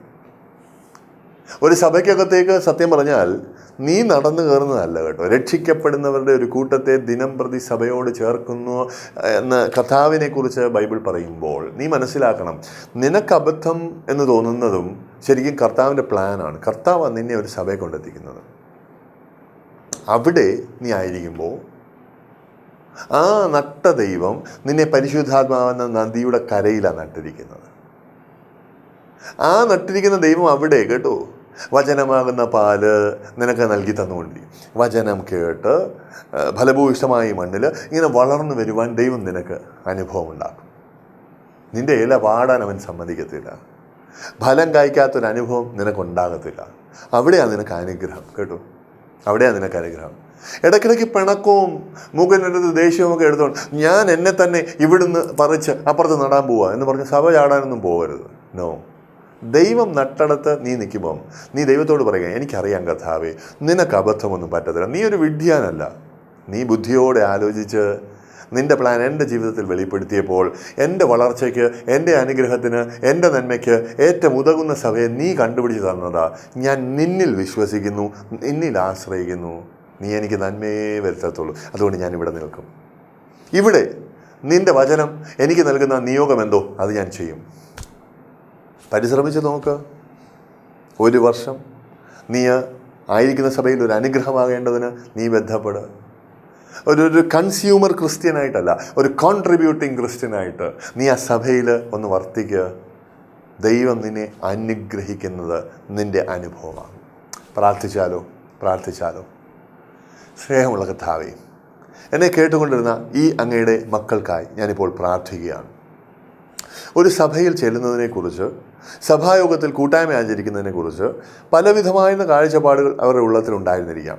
ഞാൻ പക്ഷേ പ്രാർത്ഥിക്കുന്നു, ലോർഡ്, വചനപ്രകാരമുള്ളത് നിലനിൽക്കട്ടെ, അല്ലാത്തതെല്ലാം ഇടിഞ്ഞു മാറട്ടെ. ദുഷ്ടൻ ഏതെങ്കിലും ഒരു കോട്ട മുതൽ, വചനവിരുദ്ധമായൊരു കോട്ട, ദൈവഹിതത്തിന് വിരുദ്ധമായൊരു കോട്ട അവരുടെ ഉള്ളത്തിൽ ഉയർത്തിയിരുന്നുവെങ്കിൽ അതെല്ലാം യേശുവിൻ നാമത്തിൽ ഇടിഞ്ഞു പോയിട്ട് ഈ അങ്ങയുടെ മക്കൾ സ്ഥിരമായി ഒരു സഭയിൽ പോകേണ്ടതിന് ഇടവരുത്തിയാട്ട്. അവിടെ വെച്ച് അങ്ങ് അവരെ അനുഗ്രഹിക്കണമേ, ആശ്വാസം പകരണമേ, ബലപ്പെടുത്തണമേ, അവരുടെ ജീവിതങ്ങളെ പണിയണമേ കർത്താവേ. അതിനെ ഞാൻ പ്രാർത്ഥിക്കുകയാണ്. മുമ്പോട്ടുള്ള നാളുകളിൽ മലമേലിരിക്കുന്ന ഒരു പട്ടണം മറഞ്ഞിരിക്കില്ല എന്ന് പറഞ്ഞിരിക്കുന്നത് പോലെ അവരുടെ ജീവിതം അങ്ങയുടെ സ്നേഹത്തിൻ്റെ, അങ്ങയുടെ കൃപയുടെ ഒരു പ്രകടനമായി ഈ ലോകത്തിൽ ആയിത്തീരട്ടെ. അനേകരിലേക്ക് സൽപ്രവർത്തികൾ ചെയ്തുകൊണ്ട് അങ്ങയുടെ പ്രകാശം അവർ പരത്തട്ട് അങ്ങേക്ക് മഹത്വം കൊണ്ടുവരുന്നവരായി തീരട്ടെ. യേശുവിൻ നാമത്തിൽ ഞാൻ കരമുയർത്തി അവരെ അനുഗ്രഹിക്കുന്നു. എൻ്റെ അനുഗ്രഹവചനം അവർക്ക് അനുഗ്രഹത്തിന് കാരണമാകട്ടെ. യേശുവിൻ നാമത്തിൽ തന്നെ ആമേൻ. കർത്താവിൽ പ്രിയരെ, നല്ല തീരുമാനങ്ങൾ എടുക്കുക. ഒരു സഭയിൽ ഭാഗവക്കാകുക. ആത്മാവിൽ സത്യത്തിൽ ആരാധിക്കുന്ന മറ്റൊരു സഭയിൽ നിങ്ങൾ ഇതുവരെ ഭാഗവക്കായിട്ടില്ല എങ്കിൽ ഞങ്ങൾ ആരാധിക്കുന്ന ആ സഭയിലേക്ക് സ്വാഗതം ചെയ്യുകയാണ്. ഇതാ ഞങ്ങളുടെ നമ്പറുകൾ: 9061039503, 9061039505. എന്തെങ്കിലും പ്രാർത്ഥനാ വിഷയങ്ങളുണ്ടെങ്കിൽ ഈ നമ്പറുകളിൽ വിളിച്ചറിയിക്കാവുന്നതാണ്. ചുമതലപ്പെട്ടവർ നിങ്ങൾക്ക് വേണ്ടി പ്രാർത്ഥിക്കും. എന്തെങ്കിലുമൊക്കെ വിഷയങ്ങളിൽ ഒരു സഹകരണം, ഒരു ആത്മീക സഹകരണം ആഗ്രഹിക്കുന്നുണ്ടെങ്കിൽ ഈ നമ്പറുകളിൽ ബന്ധപ്പെടുക. ഞങ്ങളോട് ചേർന്ന് നമുക്ക് ഒരുമിച്ച് പ്രാർത്ഥനയോടെ മുന്നേറാം. നിങ്ങളെ കാണേണ്ടതിന് എനിക്ക് കൊതിയുണ്ട്. ഞാൻ കർത്താവിനോട് പ്രാർത്ഥിക്കുകയാണ്, നമുക്കൊരു പരിചയം ഉണ്ടാകേണ്ടതിന്, നമുക്കൊരുമിച്ച് കൂട്ടായ്മ ആരാധിക്കുവാൻ പറ്റേണ്ടതിന്. ഇനി ഈ തിരുവനന്തപുരം പട്ടണത്തിനല്ല ഞങ്ങളോട് ചേർന്ന് ആരാധിക്കുന്നതിനല്ല ദൈവം നിങ്ങളെ നയിക്കുന്നതെന്നിരിക്കട്ടെ. എല്ലാ പട്ടണത്തിലും ആരാധിക്കുന്ന, ആത്മാവിൽ സത്യത്തിൽ ആരാധിക്കുന്ന, ദൈവവചന പ്രകാരം ആരാധിക്കുന്ന നല്ല സഭകളുണ്ട് കേട്ടോ. ഒന്ന് തപ്പിയാൽ കിട്ടും. അന്വേഷിപ്പീൻ, നിങ്ങൾ കണ്ടെത്തുമെന്നുള്ളത് കർത്താവിൻ്റെ വാഗ്ദത്തമാണ്. അന്വേഷിക്കണം കേട്ടോ, അന്വേഷിക്കണം. നല്ല ദൈവദാസന്മാർ. ഹല്ലേലൂയ. എന്തെങ്കിലും ഗൈഡൻസ് ആവശ്യമുണ്ടോ? ഞങ്ങളെ വിളിച്ചാട്ട്. ഞങ്ങൾക്ക് പരിചയമുള്ള നല്ല ഉപദേശം പറയുന്ന നല്ല ദൈവദാസന്മാരെ ഞങ്ങൾ കണക്ട് ചെയ്തു തരാം. ദൈവം നിങ്ങളെ അനുഗ്രഹിക്കട്ടെ. നിങ്ങളുടെ അനുഗ്രഹം കണ്ട് സന്തോഷിപ്പാൻ ഞങ്ങൾക്കും ഭാഗ്യമുണ്ടാകട്ടെ. God bless you, brother. God bless you, sister. Amen.